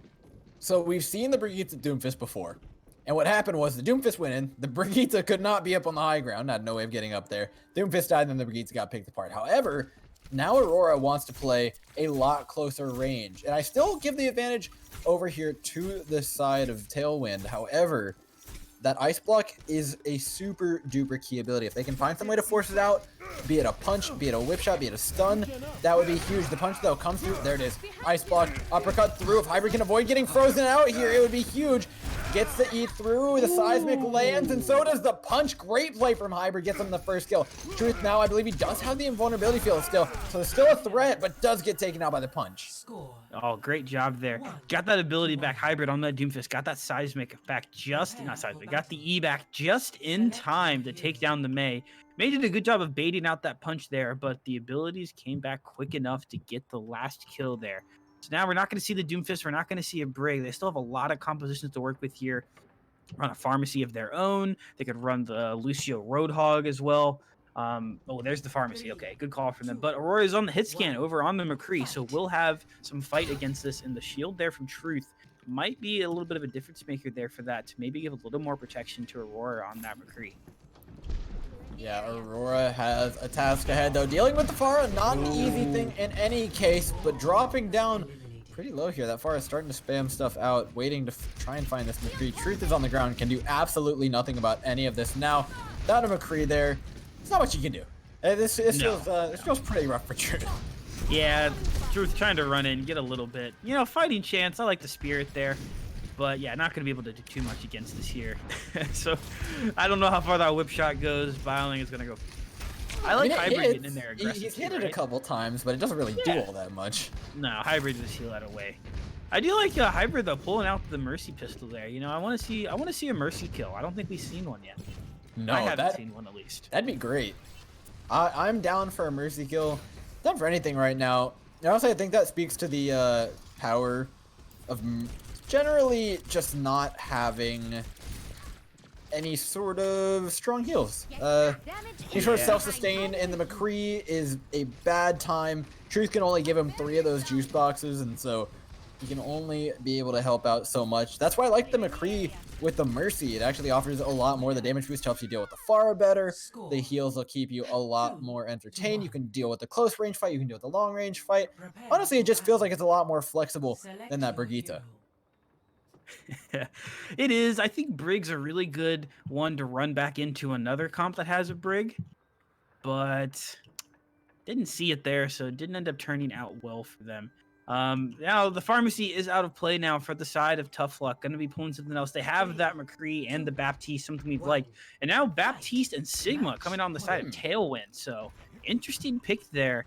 That shield is going to be really strong against Truth. I mean, against Hybrid on the McCree. This could be pretty powerful here, actually. I'm trying to think of a range at which they lose, and that's pretty much... I don't think anywhere, even outside of Sigma's range, Truth can deal a lot of damage here. Both teams, of course, running that Baptiste, but being out in the open, Polar will have to use that invulnerability field first, but Truth pops his at just about the same time. Both of them now out of the way. Damage comes through. Polar is the first man to go down. That's just playing on this low ground. They are free for the picking right now. Yeah, that is, and now just McCree trying to run away. Not going to do too much here. Trying to get a flashbang kill in, but Truth and taking them down. 2-2 now, going to the 5th match here again. Now, we don't have the Baptiste, we don't have the Sigma, and then they don't have the Pharmacy on the side of Tailwind here as well. So, have a lot of compositions open for. They have the Roadhog still. Roadhog Soldier, Roadhog Lucio could be really good for them. And then Tough Luck maybe going to be sticking with something similar to that last comp. We'll see what they go with here. They go with the they go with like it. Ooh, I do like that. Roadhog and Baptiste. And I feel like Tailwind's Brig McCree needs to get a really early pick onto Hybrid here. If not, that's going to be really hard to deal with how much range they have on the side of Tough Luck. Yeah, and I think Polar realized he can play pretty much anywhere he wants. As long as Hybrid stays up on this high ground, the Brigitte can't close that distance in any sort of relative pace as well. Polar can just keep an off angle, peel for him at any given point in time, jump away, jump above. Hybrid's going to be a tough man to get on top of, tough man to one-shot as well. And I think that just speaks to the power of this team composition. I'm struggling to think of something that it doesn't do at least decently against. Yeah, I mean, I guess anything that really counters a because what, you go Reaper into a then give a Baptiste there for the Immortality Field, and Roadhog should be able to survive that. Then I think I think we have another pause. It looks like maybe someone DCing on the side of Tailwind was seeming to stand still a bit. Doing a roll call right now. Nobody seems to know who got DC. Oh, it's Truth. Oh, Truth. Yeah, okay. Later. Well, so it's a sticky situation here. We're going to have to just go 2v1 on this. So we're going to just have to probably resume here. And let me give 1 second. I'm going to talking to the players here. F's in the chat for DCs right now. Unlucky game. Unfortunate for Tailwind. It does not seem like they're long for life here, but they didn't before. I think the team composition's kind of spoken. Honestly, being a caster in all this, I feel like I've had the advantage of being able to watch all these matches play out and watch what works and watch what doesn't. But these players are they're feeling it out. This is the wild, wild west right now. This is not a game mode they have any experience with. This is not something they've played before. The 3v3 is traditionally in the arcade, and it's also just not available really in any sort of custom game mode. You don't see 2v2, and so leaves a lot open. But you know what is for certain is the great charity that we are working with here at Overwatch Tranquility this week. All of the donations are going to Rise Against Disorder, a fantastic charity that helps pay for therapy for those who may not be in quite the place to afford it, focusing especially on gamers and such. It's a great cause, and anything that you guys, of course, within your means can give is fantastic. I'm trying to check real quick what our total is at, whether or not I've got a couple things to shout out, and I don't know how to read this page, so I think I might just be an idiot. 581 total, though, man. Good job, guys. That's awesome. That's awesome. That's really cool. We are still pushing up towards the $1,000 donation up for tomorrow night. We still have Agden Pugs. We still have the rest of the night left here as well. It'd be awesome if we're able to get close to that goal. So thank you to everybody that has contributed. And please, everyone else, contribute as little as you can here. I don't know how the players feel about it. Booth, maybe you can offer to sub in. Something gonna happen. So I think it's last round though. They can't even get a player in. No, so even if he did join back in, he shouldn't be able to play. So I'm just we're gonna be unpausing here now. Unfortunately, it's very sad. Yeah, it's unfortunate both ways around because we didn't end up playing out the first map as well. So Hybrid was not able to rejoin. They lost that round. And then to keep things consistent here, Truth won't be able to rejoin in this map as well since we didn't do full reset. So gonna try to get this here on the McCree. Gonna be tough for sure. But maybe aiming to get a pick there on the Baptiste would be the best luck that Aurora can have. But trying to push in. And no, it is going to end. Tough luck taking the victory here in our last map here on this first round. Tough luck will be pushing on to the semifinals now here. Last match in round 2. So, like Booth mentioned, that is our first and final of these scuffed matches, hopefully, for this half of the broadcast. We will be continuing in 5 or 10 minutes here. I'm not sure how long that delay is, but we'll be heading on to those semifinals and finals. And to break those down in Harmony tier, we're going to be starting off with Mr. Trippy Cow and Waffleman taking on Little Lady and Yo Jimbo of Bork, followed up by Conatees and Beastman of Flashbacks versus Bard and MTT of Modify. Then heading on to the Discord tier, it's going to be Tequin and Impera of Eclipse versus Kaz and Ogre Drive of Prodigious. Then Cloxer and Klaus of Illusion and Hybrid and Polar of Tough Luck. Last but not least here, Transcendence tier, Smugs and Cosro, Amance and Ontario, and Sorcery Pepe and Khan versus Nerdables and Velton. And that's all coming up after this quick little break. Don't leave your seats here, ladies and gentlemen. We have a lot to find out here. Who's going to be the dynamic duo, the Double Trouble Kings, if you will? We'll find out in just a bit.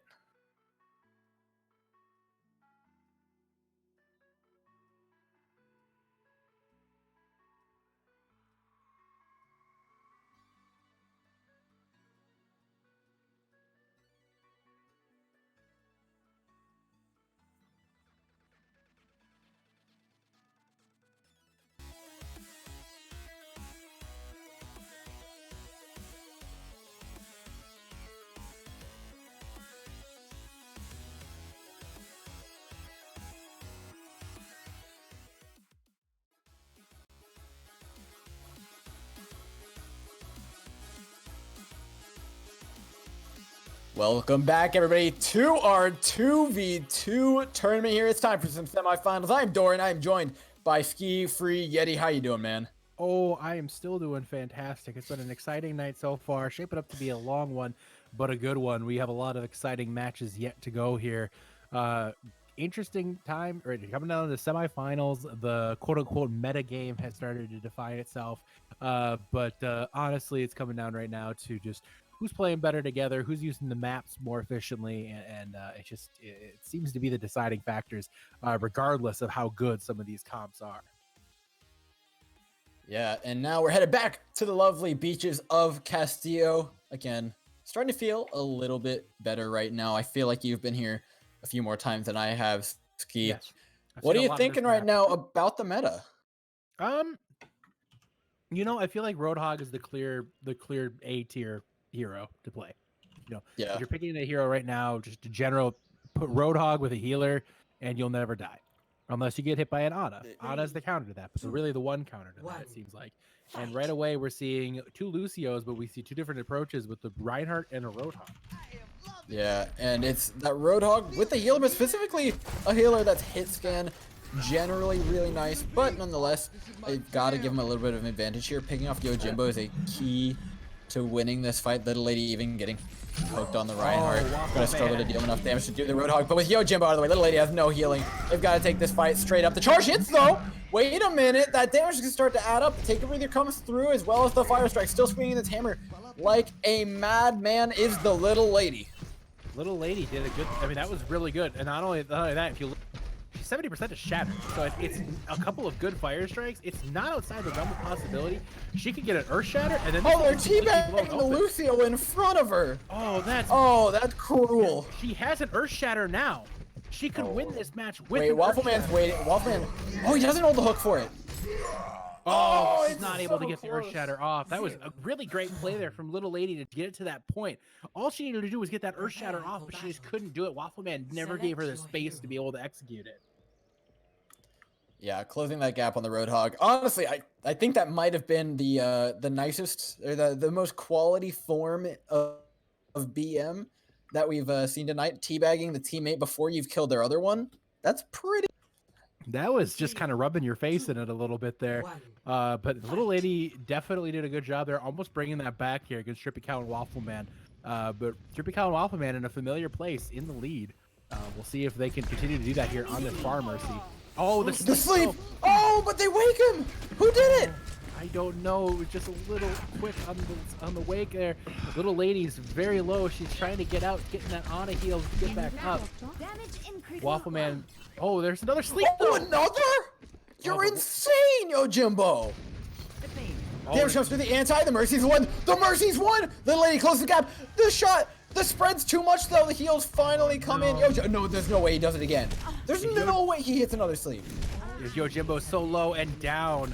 Unfortunate there. Your Little Lady's gonna have to try to do it on again. Yojimbo though, two amazing sleep darts, almost bringing this one into their favor. Incredible play there from Yojimbo, but just not able to finish it off. Not coordinated enough, quite enough to be able to get this. Little Lady's in a tough spot here. We'll see if she can somehow pull this off. I think it's a tough call. I think that is a very tough ask here on the Reaper. It's just about as unfortunate of a situation. Now Mr. Trippy Cow breaks out the Mercy pistol. It's insult to injury here because Little Lady's gonna have a hard time getting any of that HP back recovered without a close range fight to take. And the Farm Mercy yet again finds itself in a very advantageous position. Yeah, Farm Mercy right there was just too dominant. They couldn't execute after those sleeps. The sleeps are what they needed to get to be able to win that one back. And I was surprised so far. I do think Bork can bring this one back. They've shown a lot of really good coordination to this point. They've almost brought back a few close ones here. They're really coming close, and it just hasn't quite worked out to perfect fruition yet. Man, I gotta say, Yojimbo hit that first sleep, and I was like, oh man. What a shot, you know. And I hope they follow up on this one. Wakes him up. Second one comes through. They can't follow up on that, like, the insane play from Yojimbo. Insane. But nonetheless, it's not enough to overcome that compositional disadvantage. You're just not running enough hit scan to deal with this Farm Mercy, or at least not enough like hit scan and shielding, anything to get the hit scan cover, something of the sort, you know, to go with it. But now composition's a little different. Yojimbo, Little Lady on that Roadhog Baptiste. I really like this. Yeah, this is a really hard comp to get in on. The Baptiste, lots of range damage. The Roadhog, obviously, you get within that hook range, you're an immediate target. So right now, playing it kind of cautious. Sleep dart out from Trippy Cow, not connecting. So trying to find a hook. No hook there from Little Lady. Uses the take a breather to catch, get that health back up. Little Lady taken very low, but Yojimbo's actually getting close now to a window, which would be a huge comp. Oh, the Deadeye's on! Oh no, Yojimbo taken down. That's crazy. What a play! Victory. Just taking too much damage was the mistake there. Oh, and the team names weren't updated, but that is Boop taking that one. Not Modify, pardon me. Congratulations to Boop winning that round. They'll be moving on to the finals. Great play there from Trippy Cow overall. Yeah, Tribucal playing out of his mind there, as well as Ana clearly working the anti-nade. I think it misses by just a little bit here, but the sleep is really what did it. The Deadeye comes down. This could have been a two-man Deadeye, but taking out the Baptiste, honestly, is going to be more than enough to get through that one. Follow it up with the McCree, and you've got a recipe for greatness. They will be heading on to the final. Now, though, time for your next match, and I understand, Booth, you've got it all ready. That's right. We have flashbacks versus Modify here. Finalists be here in the Harmony tier. Ooh, boy, we're deciding that second finalist, and then we will head on to either Discord or Transcendent tier action. Looks like we might just be heading back to the lovely beaches of Castillo, these hillsides, these great structures that we have become so familiar with in these past 2 days, and I'm starting to feel it again, Booth. I'm starting to get sick of it a little. You haven't ran the lobbies for the last 2 nights on Castillo. Well, like literally 30% of this week for staring at the statue. Oh my goodness. Do anybody like know who that guy is? One. I'm sure there's some zoom in on him real quick. Yeah, I don't think there's like a plaque or anything. No. It's just like nondescript Castillo statue. I'm not up with the Overwatch floor. I think I need to work. Beastman and Contis, though, they seem like they're up to the task. They've got this Baptiste, they've got the McCree to work with, they've got a range advantage over Bard and MTT. And that's the disadvantage of the Lucio with the Roadhog. They can try and close that gap, but honestly, overall, Beastman and Contis stand a decent chance of taking this Roadhog apart just at range alone. But they drop to the low ground where they really don't want to be. Now MTT can start to close that gap with the speed boost, but it's gone already. Taking it for granted. Beastman takes him out of the fight. Now the Roadhog trying to play around the edge of the map. I think he's going to be looking for a cheeky hook, maybe even off the ledge here. He's going to have to try to do something, but now Beastman's going to have the immortality field. If there's any kind of hook that lands on their team, look, 95% of the Deadeye already. The hits, missed him off the map! Oh my god! Oh, well, Beastman finishes it off. He is so lucky there, but oh my goodness. Oh, that would have been so unfortunate if they lost because of that, but at least they ended up getting the victory. I feel like it would have been deserved at that point. Yeah, you know, that's kind of like probably have it coming. You know, I would agree with that. Luckily, though, Beastman does clean up. Very luckily for Conative. Yeah, very good for them. They're not going to have the McCree now or the Baptiste, which seems to be one of the good counters here to Pharmacy. Now you see he's out of both sides actually here, so we're in for a very boring 2v2 for the time being here, unless somebody can hit a really good land. Bard getting really low. Oh, wait a minute. Conative! Oh! Finds 2 rockets in a row, another one on MTT. Make it a fourth to seal it out. And you know what? I think clearly Beastman the carry of that round and the unsung hero on the Mercy, but nonetheless, the round taken away much quicker than I think we expected it to be. Yeah, you know, I'm not terribly upset by that. Pharmacy isn't always the most fun thing to watch, but Bard just gets a little too close to the low ground there. I think some of that splash damage ended up catching him, and then one really good direct rocket got him down to basically as low as it's all good, Bard. Bard, just stick to casting. It's what I do. Oh my goodness. But now we see Bard over on the loop, switching between that DPS back to healer. It's the jack of all trades here, running that Lucio Roadhog, but a lot of range with the Ana and the Ashe here. So that's going to be hard for them to close a lot of this distance. And that dynamite, if that lands on both of them, is going to be deadly. I'm trying to figure out who told these people that Lucio Roadhog was like the move. Because honestly, it doesn't feel like the move. Half the time it just gets outranged. And it's, yeah, I know. You need to run a hit scan with it. You got to do something about these longer sightlines. Otherwise, you're just not going to get anywhere near these opponents. MTT just taking a little sit in the corner there, dropping the emote. And honestly, I don't know what they're going to do here because it's Lucio. He's going to try and close the distance at some point, I'm sure, right? They have to play the point. But the honestly is perfect. The anti-nade's going to come down. Conative can just chill up on that high ground as long as he wants right now. And well, as long as he wants until he doesn't want to. Yeah. As long as he wants until he doesn't. And you see Beastman also falling. Very interesting. You kind of want to stand on high ground there on it, the anti-nades. But this is the time for Bard and MTT to really get in here. They use the anti-nade now. Just got to... Oh, Bard. Well, I think it's the same thing as Farmers right here. You want to be using your range to your advantage, take aggressive angles, and start to deal with at least one of them early. Otherwise, taking them both out before that point opens up could be a little bit of trouble. The hook lands down onto Beastman. It's not game over yet here. Dynamite comes through, will land down on MTT. That's about 200 of that HP guaranteed to be gone, not just from the Dynamite, but from the shots prior. Now the shotgun lands, but 20 seconds until the point lands. Conatees has to start hitting domes, but to take a breather, comes back out. The hook misses. Hip fires coming out from Conatees. MTT, he's low, he's half HP. The Dynamite hits. The bomb is out. Firing on MTT and clutching it out will be the flashbacks. Yeah, Flashback's doing a great job at the end. The ultimate's so close at the end. We're going to see if the Roadhogger, the Ashley, get it. Bob jumping out first, making it a 2v1 again, actually. And, you know, you love to see it when Bob actually does something for you there. And, yeah, you see Conti's doing a great job on that Farah, landing all of the shots there. Bard going down early and then denying the res again. GG's to Flashbacks. Oh, the teabag came in too. Yeah. Oh, man.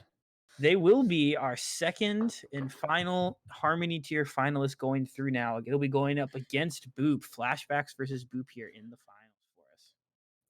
And what a finals it will be. I believe we're actually going to move on to another one of these brackets here.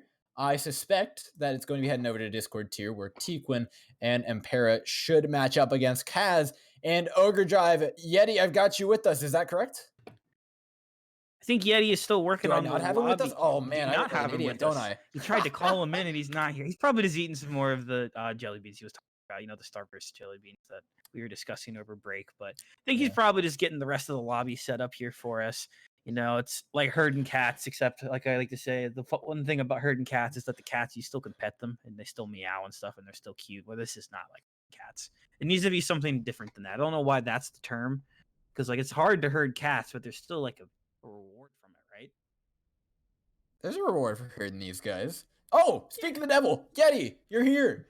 How's your lobby going? Hello.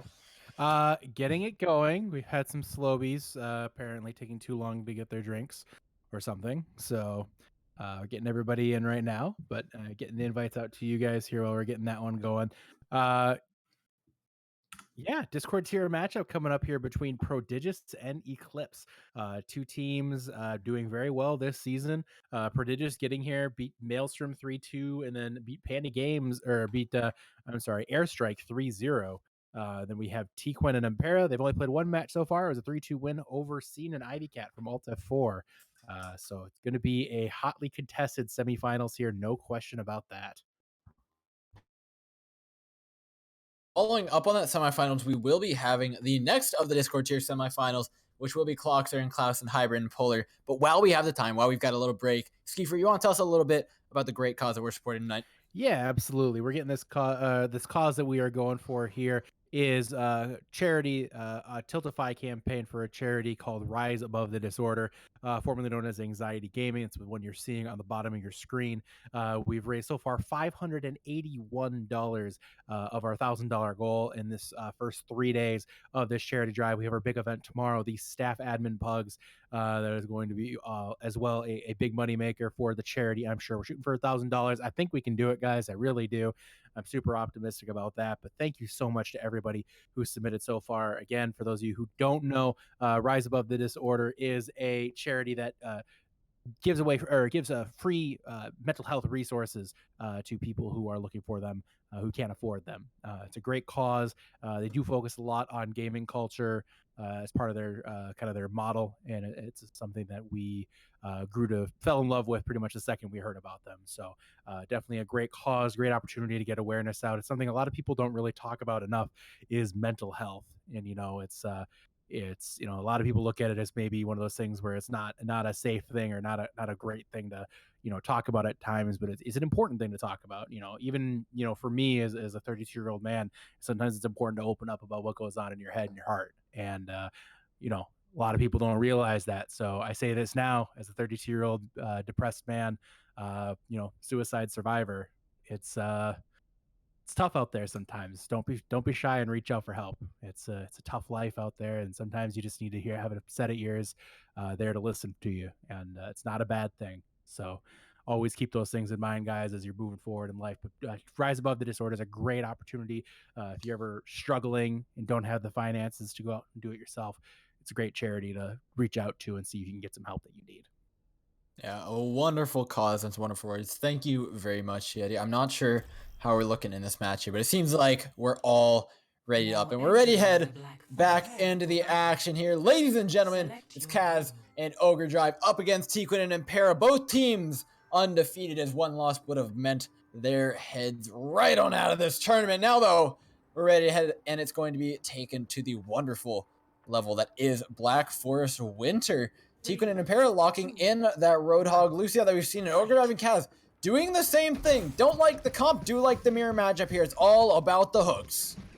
All about the hooks.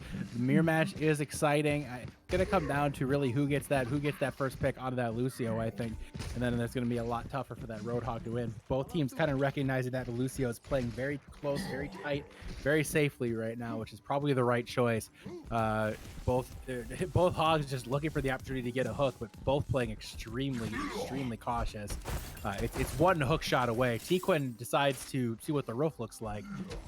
Yes, it is damage. You could fix that.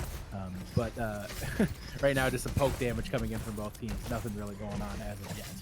Look, we've talked about the whole Boomer owning it thing. It's just a fixer-upper. It's just a fixer-upper, yeah. There's great opportunity. It's great land. Excellent view. Can't argue with the view. So, I mean, honestly, given the fact that we're just watching this little poke war going on with not even a hook shot, not a whole lot else to talk about, but that wonderful mountain view. Yeah, it's looking real pretty out there. A bunch of right clicks coming out from Ogre Drive and Impera. I'm sure they don't appreciate one another littering bullets all over, but nonetheless. Right, it's got it drives down properly.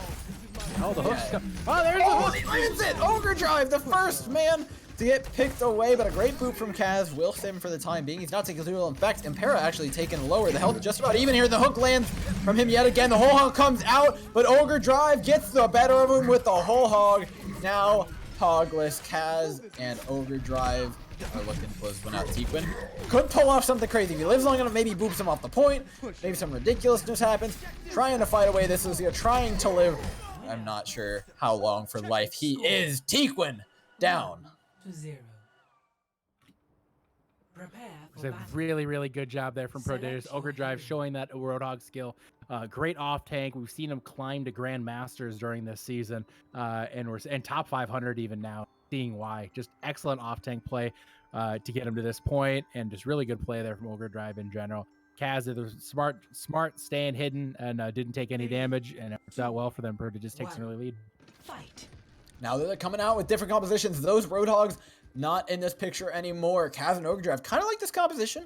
Offers you a little bit of range, a little bit of closeness. If they can cut somebody off of this wall, it would be so key. But no, Ogre Drive just runs straight in. Gets found out himself. The freeze comes down onto Impera. Tequin doing a great job, though, zoning them away, not allowing them to get the kill down on the signal. In fact, Kaz the first man down. Ogre Drive now left all alone in this May. Doesn't have the Ice Block up, only at about 150 HP. Finally, though just in time, does get Ice Block up, but he's just living into a mace to the face. Good match there. I definitely like the Baptiste May comp. There's a lot of damage there, a lot of ability to mitigate damage and stay alive and stay immortal through a lot of poke. But unfortunately, it wasn't even enough. Eclipse just dominated that. Once Kaz went down, it was just too much for Ogre Drive to really be able to handle on that May. Yeah, I mean, I think it really was. It was a great composition. It's just an immediate misplay. The wall misses on the initial player. They go to try and wall off 2, but normally in a 6v6 Overwatch game, walling off 2 is perfectly fine. But walling off 2 in a 2v2 is a whole nother story. In fact, catches them out, forces out the ice block, and when you're down that wall, you had that one great opportunity inside, and if they hit it, it's almost a guaranteed win as well. You wall off that brig, that shield's not long for life up against a Baptiste and a May, you're going to get frozen up, you can almost definitely finish it off. Absolutely. It looks like a great fight, but it's just inability to finish it off. Now, though, the Farmer's is out. Oh, he's sleeping, and Ogre Drive gonna drive him straight into the wall. You hate to see it. A great sleep from Kaz, pulling that one off here. Great play there from Kaz. Knowing a lot more Lucio play, definitely coming through huge on that sleep dart there. Oh, and another one. Kaz coming up huge. Ogre Drive setting up another charge. Here it comes. Oh, you hate to see it. Man. You hate to see it, folks. And Tequin wakes up just to go down. Ain't that it feels bad. That was the Kaz show on that round for sure. Huge plays from there. Huge plays from Kaz. Really set that up. Ogre Drive didn't have to do anything except press shift, and he could have gotten a nice He could have gotten a nice, pleasant little fancy drink in the meantime, because that was all Kaz there. Great work. Quality stuff, but now Reinhardt's off the table. No more charges. I love lockout for that reason. Ogre driving Kaz lock in this May Brigitte. The Brigitte historically not done particularly well tonight, but if they can beat out Tiquin and Impera on arguably one of the best compositions that we've gotten to see, they could look to do it. But I love this comp actually against the Brigitte or against the Roadhog. Roadhog, there's so much CC here. Roadhog can't get in close and really brawl with these guys. He's got to kind of stay at that mid-range distance, but even if he gets a hook off, it's not a guaranteed kill because Kaz could get that shield up and bash him right away, or you could see Ogre Drive hit that ice block. There's no guaranteed hooks here, so it's going to be tougher. It's going to be tougher for Impera to really get the premium value that you'd want to see here. Well, it's all about Tiquin. That range that the Baptiste offers is so much, and the hook lands before the ice block can go off. Ogre Drive is taken out as one. Kaz now left alone to their devices on the Brigitte. Starts to swing through the invulnerability field, nullifies anything they might have looked to do. And the score is all tied up. We're headed to match point. It's all tied up at fun to fun, and here we go with the last round. Roadhog's off the table for both teams. Reinhardt off the table for the Kaz Overdrive combo. I don't know Is Far where Mercy open for one of them? I think it is. I think Far Mercy is out for Tiquin and Impera, if I remember right. No, they lost on it. The sleep that's right. They did lose on it. Yeah. I'm curious to see. We see the Far Mercy coming out from Kaz and Ogre Drive, but we see Tiquin and Impera on the same comp that took Kaz and that took them out against Far Mercy here. So see if Tiquin can pull off those sleeps like we saw from Kaz. And Kaz and Ogre Drive can just take their time here. Yeah, they need to deal damage. They need to get a little aggressive on these angles. But the second they start taking damage, they just back right off on these high ground, use these angles. And honestly, I kind of like just playing from very far away and spamming out these chokes right now because Tiquin and Impera, this map offers so many places for them to just kind of sit in. There's not too many options you have. Getting in these doorways is close to suicide when there's a sleep dart on the other end of them. So staying far away and spamming them, I think, is the answer. I agree. They have to be careful here. But at the same time, you have to play these. You have to play the walls. You have to play the angles to effectiveness. Right now, we see Tiquin trying to get kind of an off angle here, and it's going to make it a little harder for Ogre Drive because Ogre Drive is going to have to play it a lot slower now. Ogre Drive and Kaz need to use some of this cover offered by these houses on this outer ring in order to really get the most effectiveness out of this Far Mercy comp. We see Tiquin put in a lot of damage into Ogre Drive there and almost took him down, which would have been a massive, oh, and a huge play there from Ogre Drive taking out Tiquin. That all but locks it up now. Impera has a borderline impossible task now to try to take down a Far Mercy on their own. Wait a minute. We've seen Cryptic Force throw harder. So I think we cannot put this one in the books yet. But it is a tall task here for Impera with very little HP to their name, just about 105 here. They sit inside awaiting their death. The rockets come in, the direct one hits. That's gonna be it here. Prodigious take the map. Prodigious taking down Eclipse, going to the finals of this in a 3-2 thriller. A close round there, but Kaz and Ogre Drive will take it to the finals. The winner of our next match here, which I believe Booth is ready to bring us right now. That is right. We have Illusion going up against Tough Luck here for our last match of the Discord tier. Boxer and Klaus on the side of Illusion. Try to show any bias versus Polar and Hybrid on the side of Tough Luck. This is going to be a real good one. I'm excited for this. And we're heading back to Eco Point Antarctica Fort. I've said it once, I'll say it again. I love this map and what it offers to deathmatch. So many places to play, so many different team compositions you can start to break out. And I want to see these teams start to get a little experimental with it. That Torbjorn looked pretty spicy. Wouldn't mind seeing something like that. The Far Mercy has proven more effective than I may have initially thought, but seemingly just running into great compositional matchups left and right for whatever reason. And now it's going to be Polar and Hybrid Clocks and Class. We'll see what they lock in. Booth, what are you thinking of these compositions here? Oh, So mirror? Oh, it's mirrored. Hey. Ooh, this is going to be a fun one to watch here. I mean, obviously, I know a lot about the plays of Kloxer and Klaus. And I will say, you always got to catch Kloxer is always on some kind of off angle. I don't think he's ever played with our team in like a group once. So you got to be looking for him to push into one of these sides. And both Doomfist are going to be going for the opposing Brigitte. We'll see which one gets the stun off first. And the peel looks like it's better on the side of Tough Luck. Kloxer not able to get out. And now Klaus gonna try his best.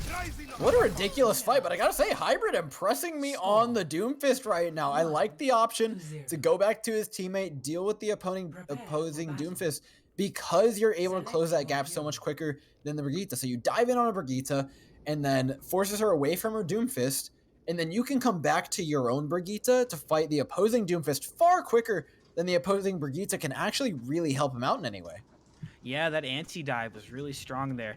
They just didn't seem ready for it. Now, Polar Hybrid over that. We have the Mercy and the McCree. A good pick there. We see Kloxer over on the Ashe. Klaus still on the Brigitte. Brig being one of the favorite supports on the side of Illusion. You can ask NT Sol about that, but not having that damage boost is maybe going to hurt this Ashe. We maybe would like to have that with that Dynamite. And you see Kloxer trying to get some picks in, nailing a little bit onto Hybrid, but Klaus taking a lot of damage space on the front, but he forgot about the flashbang. Hybrid taking him down very easily. Yeah, this Mercy McCree is something that I have been a proprietor for all night, and it shows up yet again. I'm not sure why people are even locking Brigitte anymore. I'm pretty sure it has a negative win rate outside of the mirror match right now, but nonetheless, gonna be running it is just mantled by that McCree. It is. That's just that damage boost is so strong onto that. I don't remember the exact, but I will say Brig's poor little shield is definitely not 2 shots or 3 shots there from a damage boosted McCree. Okay, now the Kloxer and Klaus, they're running it back. They're trying to throw it back in their face. Polar and Hybrid, though, running with the shield, which is curious. I'm actually interested to see whether the shield break comes through before Polar can actually get another shield on cooldown, because that damage is going to start to add up here for the side of Polar and Hybrid. If they can force a mistake out of Kloxer and Klaus, that would be huge, because I think it's going to be all about how antsy this McCree and Mercy get. Yeah, exactly. I mean, you see the Hog's going to kind of push up here on the side down, maybe try to get a catch Klaus. One beast. Oh, Klaus. Oh, Just escaping there. Polar, though, look at already half HP. So that's really going to be the thing. Kloxer needs to break through the shield and just chip away as much at this Orisa as possible. Hybrid's going to be able to heal through any of the damage that comes through. That Orisa sure isn't. Yeah, putting yourself into a 1v2 in this final stage of the match when the point unlocks could be huge right now. And Polar and Hybrid deciding they want to play underneath. I'm curious what their intentions are. It feels like they kind of just set up wherever they feel like right now. Kloxer's over in the corner, going to get a pause out here. Looks like they may just have to attend to something. It didn't look like a DC. It looked like they were just taking a step back. Yeah, I'm just going to give my lobbies up to Ski or something. I'm cursed tonight. This has been... Yeah, it looks like Kloxer had the DC there. Of course. I'll let you figure this one out. I've got Ski Free on the line. I'll let you debate with your players a little bit. But Ski Free, you've got another lobby up. And we have a game on our hands right now. Polar and Hybrid are up 2-0, looking very hot. What do you got lined up for us next? Well, coming up next, guys, we bring you Second Chance versus the Houston In-Laws. 2 teams took each other on in Group B of Discord tier Transcendence tier in Stage 1. Close matchup there as well. Houston In-Laws, though, have definitely been on fire, not only sitting as the top seed coming out of that Group B, they're also sitting 23rd right now in OD. They're on the cusp of open division playoffs. So they've definitely been on a huge run lately. You gotta say that they might be coming in as a little bit of a favorite because of that. The pedigree is absolutely there. I know it's been quite the ride for the Houston Loss at this point. Second Chance, obviously, they've tons of hype behind that team. We know there's a lot of talent within that team. Season 2 MVP Smugs sits on that roster. You have My Big Marv, obviously, as well. Definitely one of the more potent tanks from last season now on this team as well. You have Khosrow, who's kind of emerging as a bit of an MVP candidate on his own. You have Rocket as well, DPS expert from that team. Then you have Sumi, who took down the Transcendence tier Widowmaker 1v1 last night. Or I'm sorry, Tuesday night, who, by the way, is a support. by the way. Uh, so the team is stacked with talent, and while a lot of people have been kind of hyping that one up, so it looks like we are going to take a brief break from the hybrid polar match there, or the tough luck match there. Yeah, we're going to head over to your lobby, play out this Transcendent tier. We'd hate for this match to be a forfeit, so we're going to try and give them as much time as possible to work with to get a player in. Well, we take it over to Smugs and Cosro. Actually, no, Cosro got subbed out. It's My Big Marf versus I Love Mom in Ontario. Yeah, it was a good one last time, it was a good match last time between I Love Mom and Ontario against their opponents last round from Malevolent Gaming. So we'll see how Second Chance can stand here up against these teams. Just checking to make sure everybody's ready to go. Yeah, I think this is going to be another great match. We got to see a little bit of what the Transcendent tier had to offer earlier when we watched. I believe it was the same teams played? No. What Transcendent tier match did we get to watch earlier? It was Malevolent versus Houston In-Laws, right? Yes, it was Malevolent versus the In-Laws that we saw last time. That was the match that we saw from Transcendence tier before the break. It was a very good one, very closely contested one. But I Love Mom in Ontario came out ahead. But we go back to Eco Point Antarctica for this one. Bring in the lovely shades of blue between these two teams. Select your hero. And now with 10 seconds left, honestly, Transcendence tier, it really comes down to how much I think they've been watching the stream, and this is why you should tune into the stream, because you get all this great 2 versus 2 knowledge to use in the future. The next time you're at the 2v2 World Grand Finals, you'll know exactly what to do. But these guys, whether or not they've been watching is a big question, because they haven't had to play many games. No, they haven't. It's I don't know if they've been keeping warm. I hope they have been, but Smugs and Marv coming out right away on that Pharah seat. Smugs in the unfamiliar Mercy role, usually the one being pocketed on the Pharah, but Marv now on the Pharah, which is an interesting strategy. I don't know. I would never expect to have seen this. We saw Pharah be kind of a bread and butter champion, or bread and butter hero for Smugs in season 2 and season 3. But nonetheless, they're putting a ton of damage to Ontario and I Love Mom here with this comp. Playing it very effectively. Look how aggressive Marv is being. I love that. And I think taking out the Hanzo is really the key to this composition. There's no regen, and then from the ground, there's nothing Ontario can do about that one. It's going to be 1-0 heading the way of Second Chance here. Take note, Far Mercy fans, that is the way you play that comp. You have to play aggressive. You get in their face. You hit those directs with those boosted rocket damages. It's just so much damage. You can't live through it. It's too much pressure. So great work there from Second Chance, just applying as much pressure as possible to be able to win that one. That's the way you're supposed to do that comp. 1. Fight. Oh, look at this. Double shield. Gross. I love that that's your instant reaction to double shield. I played it too long. It's just an involuntary reaction to throw out there. All right, Soldiers on the ground. Soldiers taken out. Ontario didn't stand a chance. I Love Mom running for their lives. Back on the Hanzo. I feel like I Love Mom is actually only locked Hanzo. I feel like I've seen a lot of them on the Hanzo overall tonight. It kind of seems to be a bread and butter champ for I Love Mom. It's worth pointing out, though, that was an excellent hook or halt and rock combo there from the Orisa Sigma of Marf and Smugs. Really, really good job. That's not the easiest hook or combo to pull off if you don't have that timing down, but it's obvious these guys have been playing together for a while. I love the shield positioning from Smugs. He's moving his shield actually pretty big distances at any given point in time, taking aggressive chunks of space because he knows that this Hanzo just can't do anything about it. Yep. Taking him out, Big Marf, great job here by the Second Chance guys. We see so many Orisa Sigmas or Orisas play so passively, and they just kind of sit behind their shield, but Smugs being so aggressive and using that shield to take so much space is really what set them apart. And I like this. I Love Mom. He says cringe to the double shield. And honestly, I agree, but they won the round, so can you really, like, diss him for it? Unlucky, says Smugs. Hey, that's the right reaction there. If you're gonna hear that, you just gotta go. You hate to see it, boys. You hate to see it.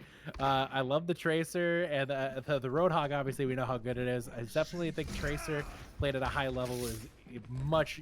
Tracer played in Harmony tier is fine. Tracer played at GM level is an entirely different beast. But that said, there is a McCree sitting with a flashbang, just itching to use that onto Smugs here. Smugs is gonna have a hard time getting in.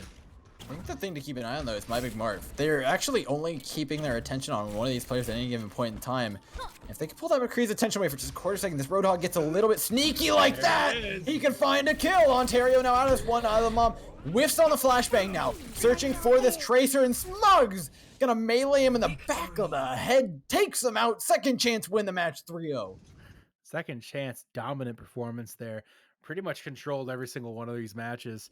So you'll go on to the finals to take on the winners of our next Discord or Transcendence tier matchup between the players from Havoc, Nerdables, and Belzen, and from Corvidity, Sorcery Pepe, and Khan 204. So we'll be coming to that matchup next. I think we're gonna swing back my way after we take a little bit of a break here. I think it is. We're gonna do the last map here between Illusion and Tough Luck. NT Sol coming in clutch for us, gonna fill in for Cloxer. His internet service provider has actually had some issues. That's due to the DC. We'll be returning back to a 2-0 there on that map. We'll be taking a little bit of a break here before we get back in. Yep, just 2 minutes, and we will be back momentarily. You guys don't leave your seats. Lots of good stuff to come along. Lots of great finals. Keep those butts planted. We'll be right back with you.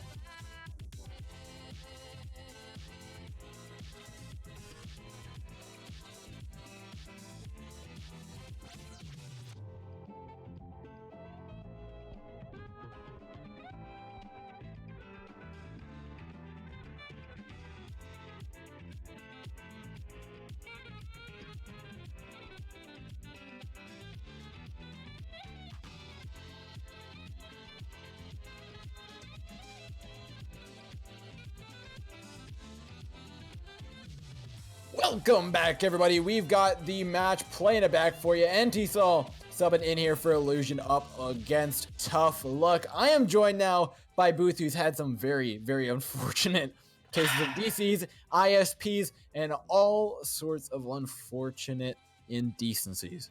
How you feeling, Booth? Feeling it's feeling stuff, man, you know.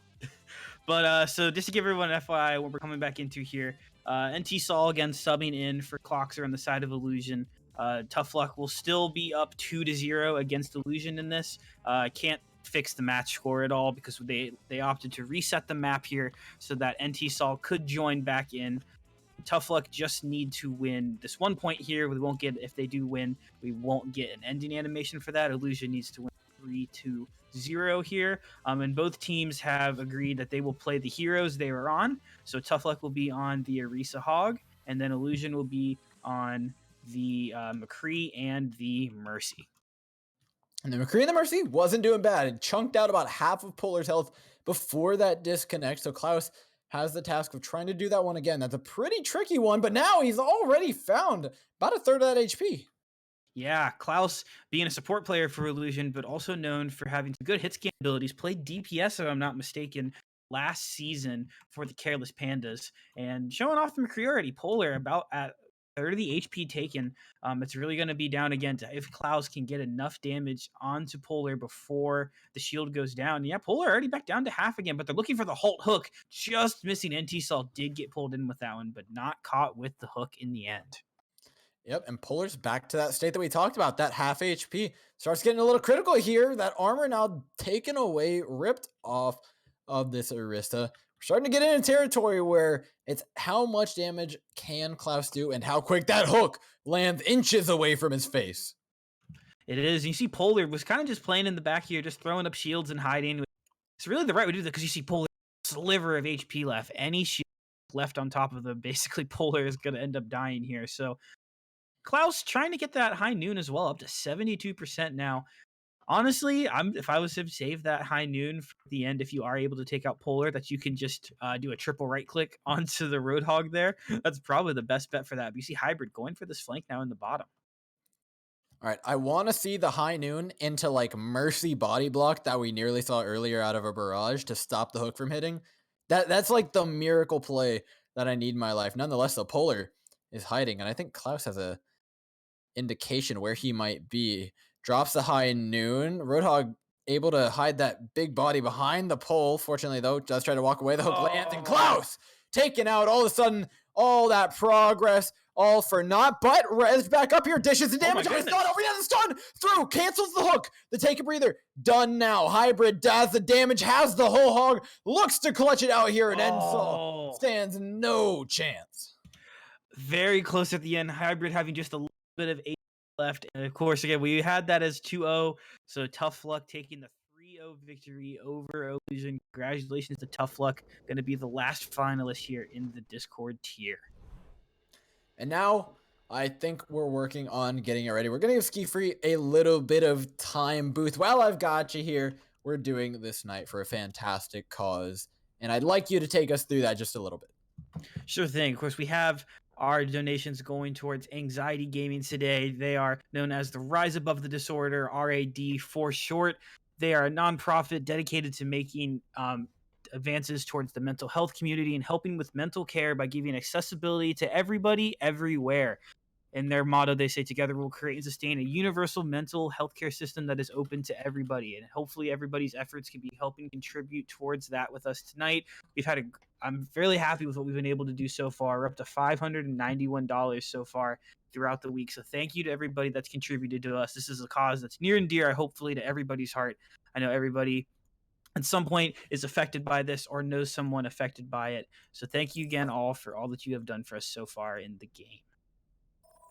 And with that, thank you very much, Booth. Thank you very much, everybody who has donated. It is, of course, for a great cause. And here at Overwatch Tranquility, I am very glad that we are supporting it. But we've got Ski Free back. Ski Free, how's your lobby looking, bud? Well, I just screwed up and went to the wrong lobby. Yeah, I see. You didn't invite us. You requested to join, and I'm not sure that was the correct button. Well, sometimes you just make a couple little oopsies there, and then you go and do that. Hey, I've been only running lobbies for 3 days. You might say I'm kind of looking forward to tomorrow. All the buttons look the same to me now. I know. I feel like I'm losing my mind here. But yes, we do have the other Transcendence tier matchup coming up. And I believe I heard at the very end there, you were hyping up the charity. Did you mention Death Knot's donation here? I did not. Yeah, Death Knot. Yes, thank you, Death Knot. Yeah, Death Knot pitched in a $10 donation, as well as Kaz pitched in a $25 donation. Boys and girls, we have now broken the $600 barrier. We're up to $616 for Rise Above the Disorder. Thank you, everyone.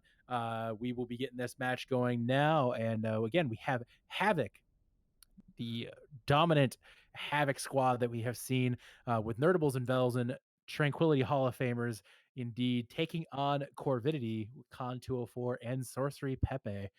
Going to be a very interesting one. Con 204 and Sorcery definitely the underdogs coming into this matchup. Yeah, and Now Havoc entering looking real the hot in open for division as well. I battle. want to say 6-2. Select I want your to say. hero.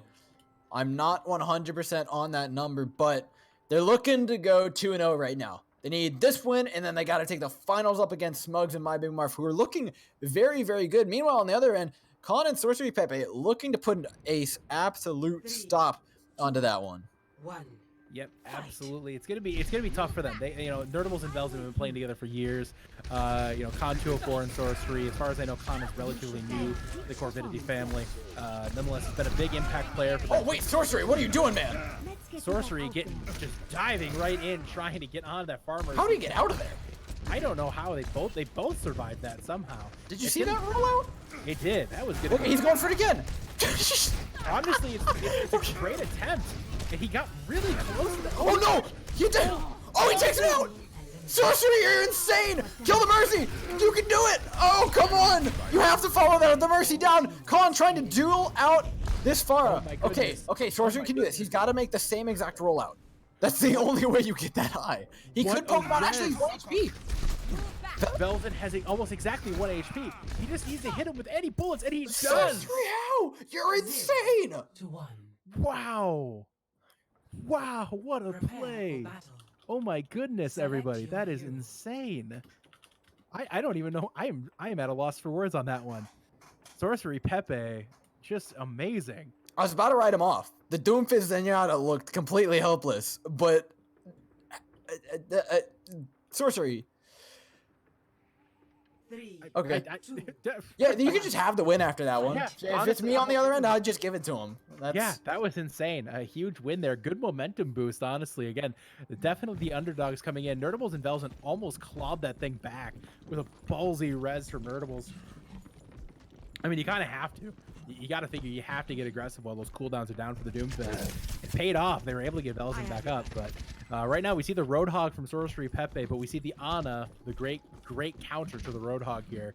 They're going to rely really heavily on Velzen getting a lot of damage in with a good micro rocket kill here. Ooh, Velzen searching for it, and I like this range advantage right now up against the Roadhog. However, that Roadhog Ana is going to be such a threat, especially when that point opens. They can kind of just take their time because they have that range. They can deal with really anything that Nerdables and Velzen have to offer. They can look to just not play this poke game that these two hits against. They're looking to do. Sorcery Pepe, though, steps out, search for the hook. Velzen gonna calmly walk away from that one. And Colin and Sorcery Pepe, they're gonna be more than happy just sitting right in here, waiting for a hook opportunity, waiting for this point to unlock so that Nerdables and Velzen have to try and close that distance onto them. Yeah, Nerdables and Velzen are going to have to get a little bit more aggressive here to be able to try to get anything onto this. But right now, Khan is actually getting really close to that Nano. And once they get a Nano onto that Roadhog, the Roadhog can just kind of go in without fear. Nerdables is slept. So we'll see, but Khan is taken extremely low, almost taken down, but Pepe finishes off Velzen. So now it's an Ana versus a Roadhog. Nerdables is a game support, but it's going to be a very tough challenge for him to try to take down Sorcery Pepe here. Corvidity looking in prime shape to go up 2-0. Yeah, this Roadhog is a real threat. It's hard to deal with him as an Ana. Maybe you hit the anti-nade on the take a breather, but even then, the hook still gonna one-shot you, even if you sleep him. Oh, you know what? Score. The point was unlocking. He had to get there eventually. I think Sorcery was just trying to help him out that one, you know? Yeah. Come over here. This is the point. You got to take this. You got to 1v1 me, and then it just kind of goes hand in hand.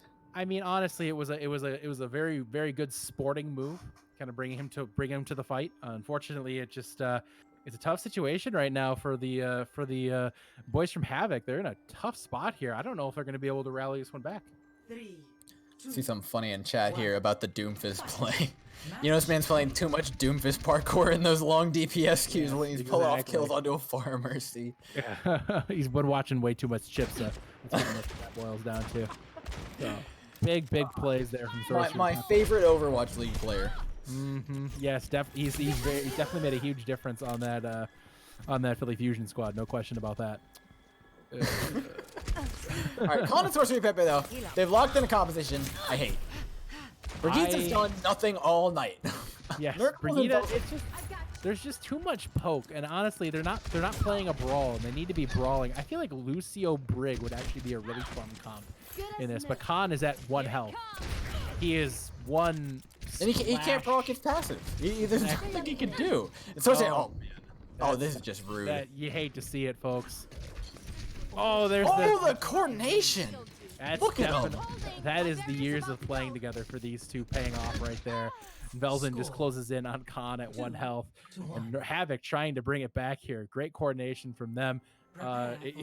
Individual play there just wasn't going to be able to do it anymore. Nope, absolutely not. Brigade to that low. This is what I'm talking about, man. The Brigade can't get anywhere near any of these compositions with any sort of range. It's a bad time. And you can tell who's done their research and who hasn't right now. But they're still up 2-1 right now. Khan and Sorcery Pepe only need 1 victory, and they're too scared to go back onto that Far Mercy. They're going to lock in a Zarya and a Sigma, which is curious. Actually, no, I'm not even going to question it when they're running a Mercy Wrecking Ball on the other end. I find that very interesting, but they don't have a healer, and I feel like no healer comps in general have struggled. I don't necessarily love it, and they don't really have any way to... You know, I mean, they can mitigate some damage, but how can they slow down? I mean, they have to hit a rock on the Velzen, and even then, Velzen has so much HP that it almost doesn't matter. As long as Velzen judges those boulder cooldowns, it's a great comp here for the Havoc squad to be able to get in. It's going to be a slow fight, but it's a fight they should win. Actually, I'm not sure about this one. I think just between all of their shields, Khan and Sorcery Pepe have enough health regen that they can deal with this. Yeah, the Mercy goes down, and this Wrecking Ball can't deal damage fast enough to take down those shields or deal any real permanent health damage. Well, Nerdables just got caught out, and Velzen did not give him the help he needed to be able to really get out of there. And you hate to see it. This is a tough spot for Havoc. They need Velzen to pop off, and they don't. Corvidity takes down the Juggernaut from Havoc. 3-1. Corvidity taking it to the finals. Definitely gotta say that's an upset. Oh, Sorcery. Wait, I gotta see this play of the game, man. This guy's nuts. Kill down onto the Pharah. Finish it off with the Mercy. Just look at this. He just didn't have the ability to stop the rest. It's unfortunate, but they just cleans up the Mercy. Oh, wow. Great play there from Sorcery. Really good job from both the Corvidity DPS. Corvidity, a team that has had a little bit of struggles early on, but they're definitely trying to make an impact here come stage 2. They definitely made an impact in event week here this week, but I think we are now about to kick it over to our first finals of the night. That is right. Going over to the Harmony, we have Boop taking on Flashbacks. Boop with Mr. Triffy Cow and Waffle Man looking very strong, but Beastman and Conte's up. Flashbacks also looking incredibly strong tonight. This is going to be a real good one to see. That it is. And honestly, I think what these guys need to focus on is probably what we should have focused on in the last series. Havoc, while they looked good, they decided to do something that I might just advise against for everybody. And that's taking notes out of Cryptic Force's book. Locking in the ball was absolute suicide there, and it was proven correct. Now, though, we've got a Harmony Tier final, and I couldn't be more excited. How about you, Booth? I couldn't be more excited either. Back on Antarctica again. A lot of my have been over here, but I think we've seen some pretty interesting comps. Pharmacy doesn't seem to be as strong on the Antarctica maps. And as I say that, Boop opening up on the Pharmacy. But we have the double hit scan with Beastman over on the we have Beastman and Conte's over with both having hit scan here, so definitely a comp that can deal with this. Yeah, double hit scan, a great way to deal with the Pharah. I like any form of a nice support that can deal damage or boost the damage of the McCree here up against it. It's just a matter of hitting those shots, and it's all execution right now. Conates has a lot on his plate. I want to see Beastman start to do more with the damage, but he's got to focus so hard on healing because Conates is taking so much splash damage. Yeah, exactly. But at least one thing that I'll let Beastman charge, but not kind of that Baptiste is going to be really good for them. Maybe it might not be a bad idea to field in one of these corners just to let Contes take a lot of try to get a lot of poke out there and see if he can get a pick over there. Because Waffle Man's just going to keep getting ult charge the more and more this poke battle goes.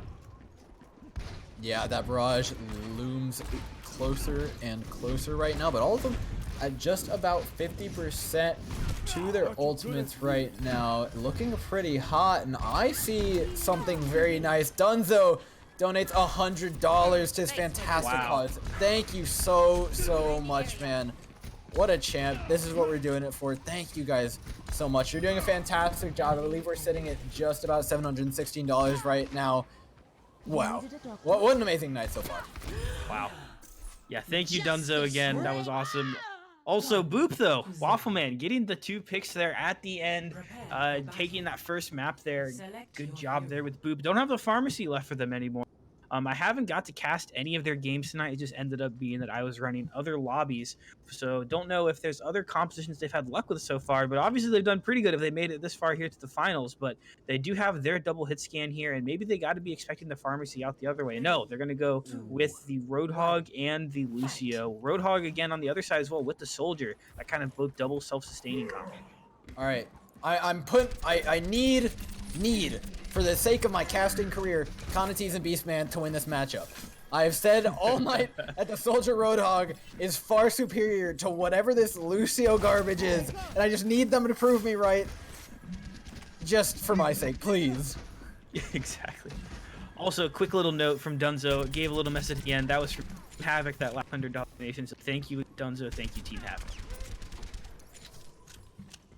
All right. Conatees Beastman, they've got the high ground. This is exactly the position they want to be playing in. That Lucio is only really going to be good on point there at the very end, but even then, the biotic field out of Conatees, I believe, might even heal faster than a boosted Lucio, if I'm not correct. I'm not sure about the stats on that one. I think it might be close. We're gonna go with it. That sounds about right. I mean, that is really good there. Oh, the hook's just missing, but Waffle Man. The damage is so much. Oh, and it feels so good to be so right, Booth. It's the Soldier and Roadhog take what is most likely a W here. Yeah, it is so hard to deal with 2 of those because both. I mean, Soldier's got that mobility, so he can kind of push you with those off angles and force you to rotate a bit and rotate right into the sight lines if they're of a hog. So there's a Trippy Cow going to show off his wall riding skills, see all that he gets to do in our custom games for us. Gonna give us a little bit of that DSP stanky gameplay going around. We all miss him on YouTube, so might as well watch Trippy Cow dance around Antarctica here. And gonna do his best to keep things interesting. Yeah, let's see his sickest rollout. I want to see what he can do. All right, cross the top, nice, good form.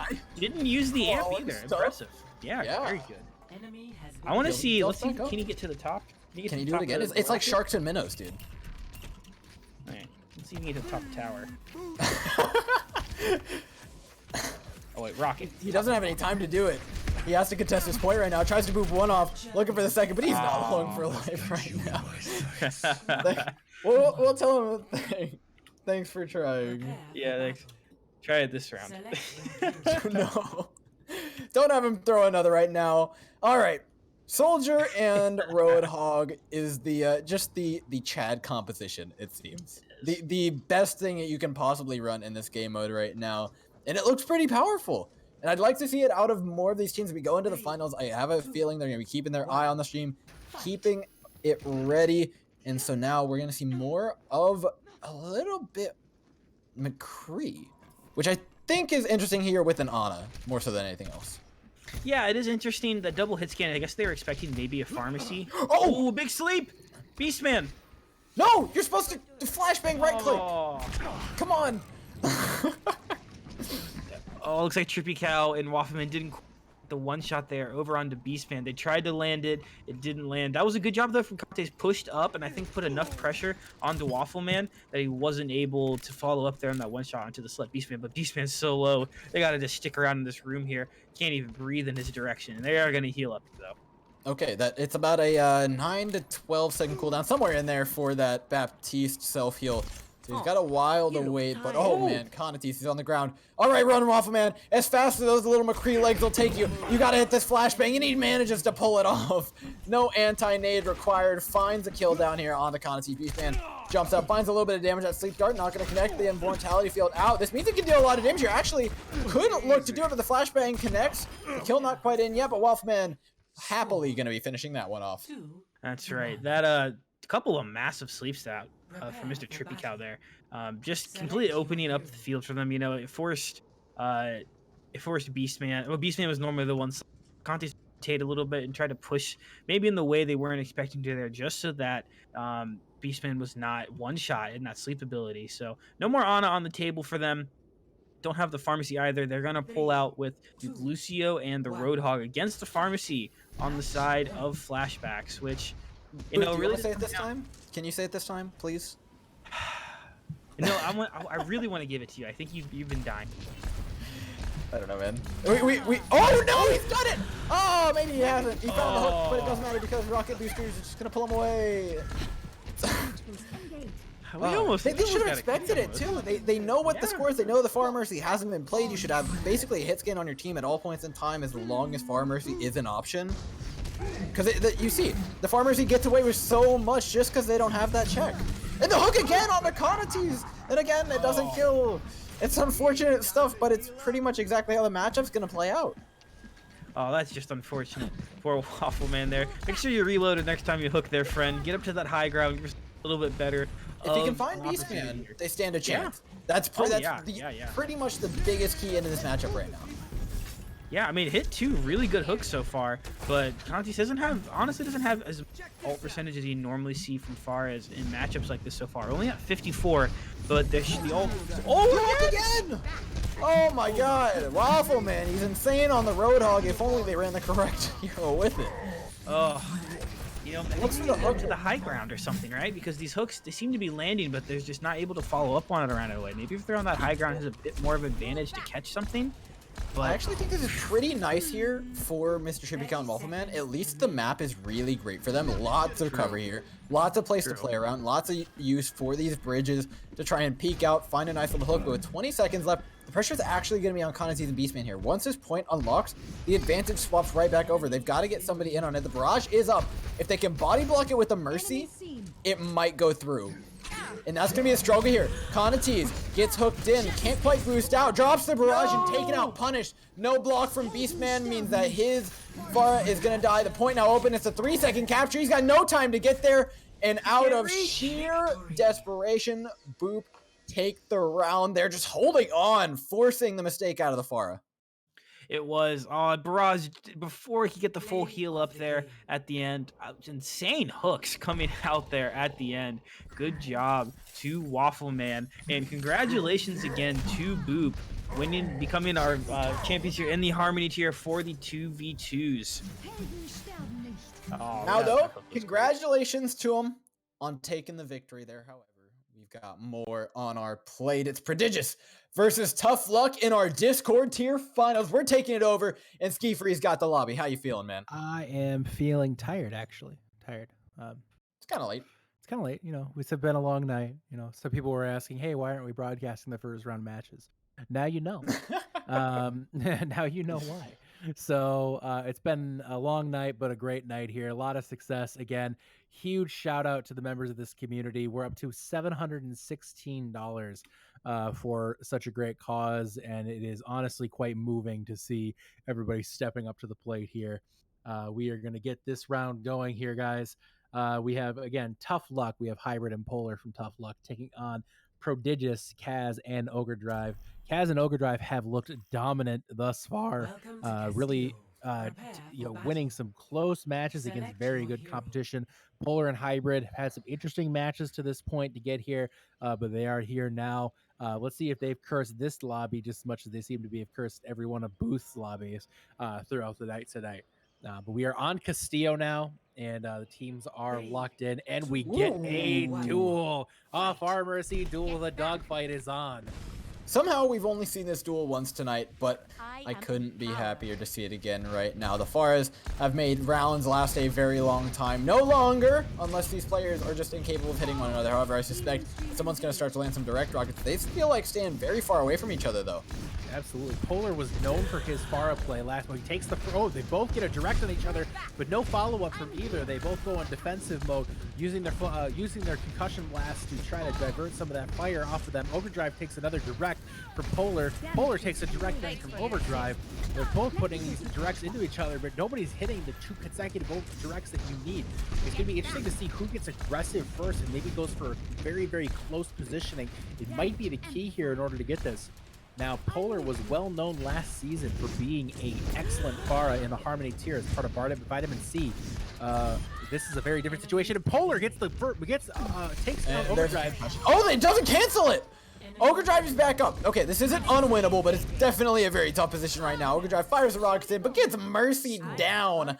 Hybrid, ironically, showing absolutely no mercy there. Prepare for battle. Absolutely. Hybrid doing a great Select job your finishing that hero. one off. Polar obviously showing that great Pharah skill that we've become so used to seeing from him at his time in Tranquility Community. Hybrid did a good job keeping him up the entire way through. Both Pharah Mercy combos did well there. It just was a matter of who hit those two directs first. So big plays there from both teams. 3, But unfortunately, in the 1, end, Prodigious fight. is down 1-0. We'll see if they can rally this one back. Different comps coming out completely here. All right, Hybrid and Polar, different composition up against Kaz and Ogre Drive here on the Lucio Roadhog, something we've become familiar with over the night, but I gotta say, coming into this matchup, it could play out pretty well. They don't have to worry about too much range. Closing this distance isn't too bad with the Mei. The Lucio can get around any wall that she's gonna place on your Roadhog, even if your Roadhog gets frozen up.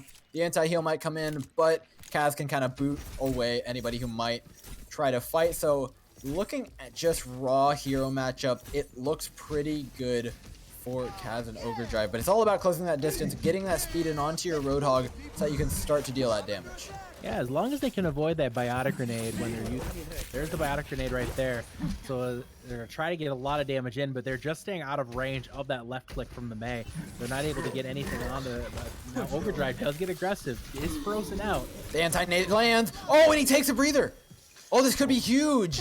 His cooldown now off. Polar's hunting him down. Polar knows the situation. This is their time to strike, but Ogre Drive has been able to avoid the damage and is able to take a breather with Kaz playing some music to get him healed back up. And it's basically a full reset now, except that ult charge right now is sitting really good for Tough Luck. Not sure how much the Nano's going to do, but the Blizzard is absolutely game-ending right now, especially if it does go down to that final point. Oh, the wall almost saves Hybrid from the hook. It was so close, but so far there for Polar. And now Ice Block gone, wall out of the way. It's free pickings for Ogre Drive, finishes it off and takes it to an even scoreline. 1-1, Yeti. 1-1. Good plays there. Ogre Drive did a great job. He almost was taken down there. Really, really tough situation for them to be able to try to win that, but they somehow managed to hold on.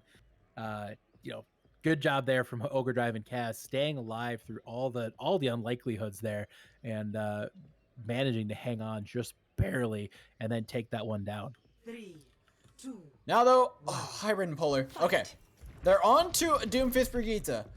If Brigitte can somehow close this gap against two long-range heroes, so be it. The Brigitte finds value. But Hybrid, on the other hand, has proven absolutely insane on this Doomfist, and I suspect he could get a lot of damage done right now. He's antied, or pardon me, he's got the Discord on him.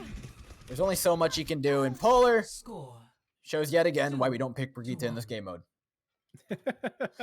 Brigitte seems to be struggling in general tonight. I don't know what the deal is. I expected more for Brigitte, but it just seems like they're struggling to really get a prolonged brawl where she can really excel. And that's probably the biggest problem. I think the only round of Brigitte has won. She's been ran multiple times. I think the only round that she's won was a mirror between a Doomfist Brigitte versus a Doomfist Brigitte. 3, Yeah, exactly. And I feel like that's the only situation where she'd really excel. match point. Yeah, The problem with Brigitte is I feel like you need a team around you to help you close on an opponent, and maybe Lucio Brigitte like finds a hole somewhere. Hybrid just so aggressive, and he pays the price. Just dove right into a flashbang. Inexcusable error from Hybrid. It's all over but the crying right now for Polar. Yeah, and with this being match point here, that's gonna end it. It's gonna be Prodigious taking away the Discord division here at the 2v2 tournament. The dynamic duo of Ogre Drive and Kaz have proven to be the destroyers of doubles, and they come on top with the W. Destroyers of doubles. I like that one. That was a good one. Congratulations, Kaz and Overdrive. Prodigious has definitely been the subject of a lot of critiques right now, but we can see why they've had so much success. Lots of talent on that team this season. We're seeing a brand new Prodigious, and Kaz and Ogre Drive definitely brought it tonight. And congratulations to those guys. Thank you so much, Yeti, for all the lobby hosting that you've done tonight. I think that lets you off your duties, but hopefully you can stay until just after this last Transcended Tier matchup that we've got coming at you guys. Booth, I understand you've got it all set up. How you doing, man?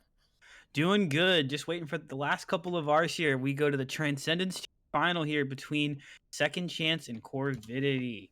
This is going to be a real good one here. Haven't got to see too much of the Transcendence tiers tonight. If you're in the Transcendence tier, please be upset with the rest of your members for not participating as much. We would like to see more of them, of course, in some of these matches. But with that being said, still looking forward to our match here. And that match will be Smugs and My Big Marf versus Khan and Sorcery Pepe. Khan and Sorcery Pepe, however, they only had to play one game up against Nerdables and Velzen before this.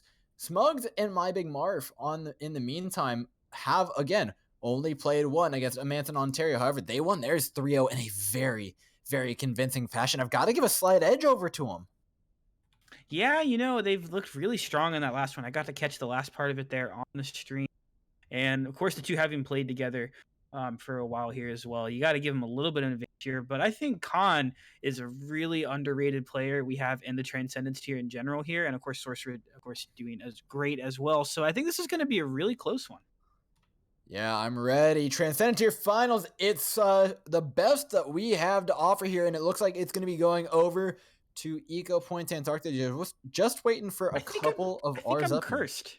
I don't know how I get in Antarctica like my last 3 matches. I don't know if you think that's the real curse. I'm a lot more concerned for your player's internet. I am terrified. I'll stabilize your internet. Oh, thank you. Thank you. Thank God, Ski. I was worried. I'm terrified because I'm doing the admin pokes tomorrow night. Like I'm producing for those, and if I'm hoping all of my bad mojo comes out tonight.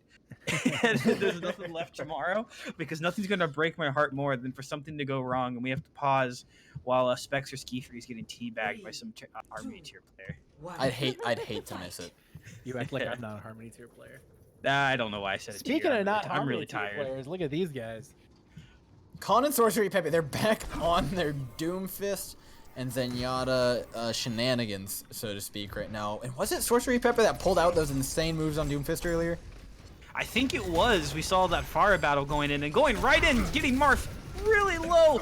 Just a sliver of HP left there on the tank, able to eat a little bit of damage there with the E. And now for Zenyatta. Oh, poor Khan. Poor Khan. What's he going to do against the double shields, man? Have mercy. End it already. There it is. My Big Marf makes it 1-0 right now. Yikes. I mean, I think there's a reason you didn't see Zen in the double shield very much. And Doomfist getting really close. My Big Marf almost falling, but just enough shields there at the end to kill it and carry over. Wait, wasn't Zen played all the time with, Baptiste?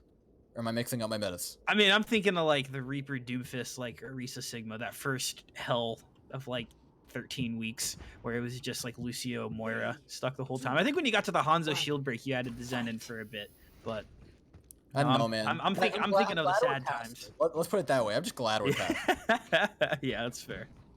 All right, My Big Marf locking in the Roadhog with another self-sufficient here. I like this out of Smugs. He's going to struggle to get a little bit of damage in here because that Sleep Dart and the Hook are such a threat right now, and pushing onto the high grounds are very, very straight lines. There's not really much room to dodge, not really much room to blink to the side and avoid it. He's got to get a little creative with how he wants to approach this.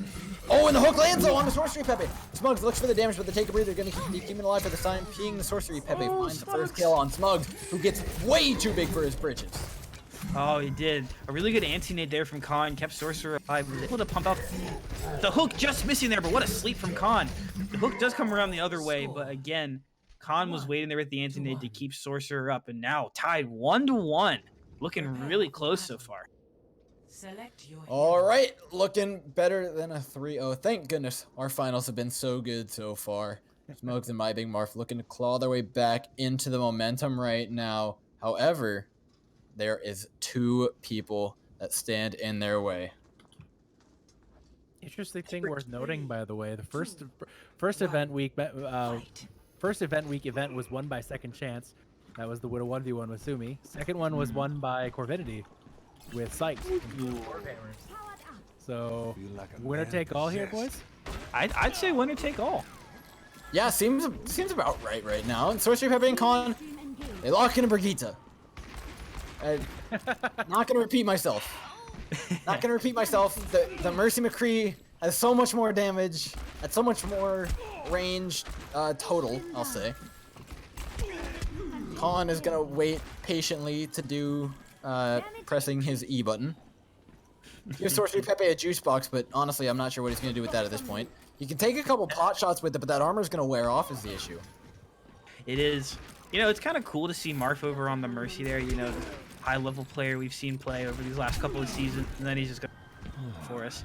Probably hating Mercy being banned in comp this week for him. I know it's probably one of his favorite heroes he gets to play there. But Khan gonna use the shield glitch there. You know, try to hold around this wall, try to see what's going on. Wasn't a glitch.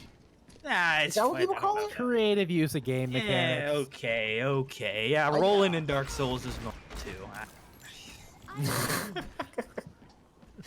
Intended gameplay. Well, Khan's got to get a little, maybe try to whip shot or something to get some healing back up here, because one good flashbanger shot there out of Smugs should be able to take Khan down pretty easy. Yeah, I think Smugs might be Marf. Honestly, just need to play the patience game. Khan and Sorcerer Pip are going to try and force this one down on a point, but that damage is just going to add up. Khan can force the gap to be closed here. Might just pull out the first round that Brigitte actually wins this entire time if they can win the fight on point. Well, yeah, Smugs watch has out for Deadeye, that though. ultimate. Yeah. Enemy has been revealed. Well, thank goodness the enemies have been revealed. I was really worried that they didn't know where each other were right now. Smugs trying to close the gap, though.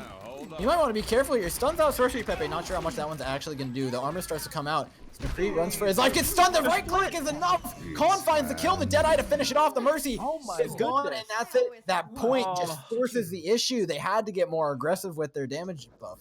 Prepare for battle. They did. It looks like, yeah, Marf just kind of like fell off the high ground there. They threw. Honestly, I'm just gonna call it what it is, boys. They threw. They had that one. They should have easily had that one, but they played it so bad. Yeah, if they rotated around the map and started picking apart that Brigitte, because there's no way she procs her passive. There's no way she gets any of that health back. If you just start rotating around, forcing angles onto the Brigitte, that's when you start looking at taking this match. But they didn't. They just tried to take a one-on-one fight, allowed that timer to tick down, and then gave the positioning advantage away. But already, we're seeing another pretty much mirror matchup. In fact, an exactly mirror matchup here as far as looks to go at it. Smugs finds one, finds two on Sorcery Pepe. Another direct rocket on the Khan, and a fourth! Wow. With only one missed there, Smugs dismantles anything they were looking to do. Oh, Smugs showing off the fire again. Smugs, if you don't remember, being our MVP in Season 3 of the Discord tier, being the strong flex DPS and now leader here on Second Chance, showing off that fire again.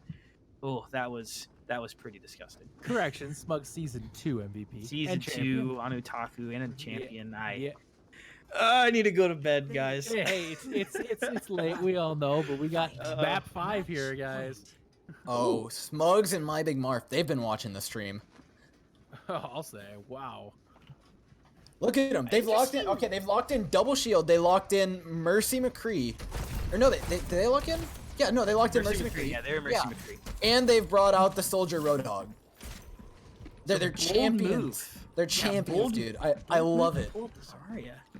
Wow, that's an interesting pick there on the Zarya. Gonna get a little bit of energy early on here, but Marf's just gonna push in and heal himself right back out. The rock does hit though. Some of that healing is stuck. Smugs is gonna try to put in a lot of damage here, but Sorcerer getting so low, getting pushed here by Khan, who's high energy. Look at what these rockets can do. Look at what all this damage can do. They finish it off, and that's gonna be it. Second Chance, take the W. Congratulations there to Second Chance. That comp there at the end seemed to be pretty much the most dominant comp we've seen all night there with that Roadhog and Soldier. GG's across to all of the teams tonight. GG's for everyone that's staying with us. We know this has been a long one, but we appreciate you guys being here. Definitely. It's been for a good cause, everybody. Again, I can't reiterate that enough. We have made such an impact tonight with your donations. We have raised alone over $250 tonight. We're up to $716 to rise above the disorder. That is such a huge amount of generosity from the Tranquility community. It's like I've always said, when this community comes together, they can do so much more than just play games together. And that is such a meaningful amount of money. So thank you all so much for contributing to such a wonderful cause. We really look forward to tomorrow night and more of your generosity and a lot more fun. Yep, thank you guys so much. As for the night, I've been Dor. You can find me at Dor_cast on Twitter. I've been joined by Booth, Yeti, and Juke in the production booth. Booth, you want to shout out anything real quick? I like that double booth there. That was pretty good. You guys can follow me on Twitter. You want at Booth_OW. And of course, remember, tune in tomorrow night for the admin pugs. I'll be on production. Looking forward to a fun one. All right. Thank you guys so much for tuning in. We'll be back with more of this amazing Tranquility Event Week charity action with you guys tomorrow.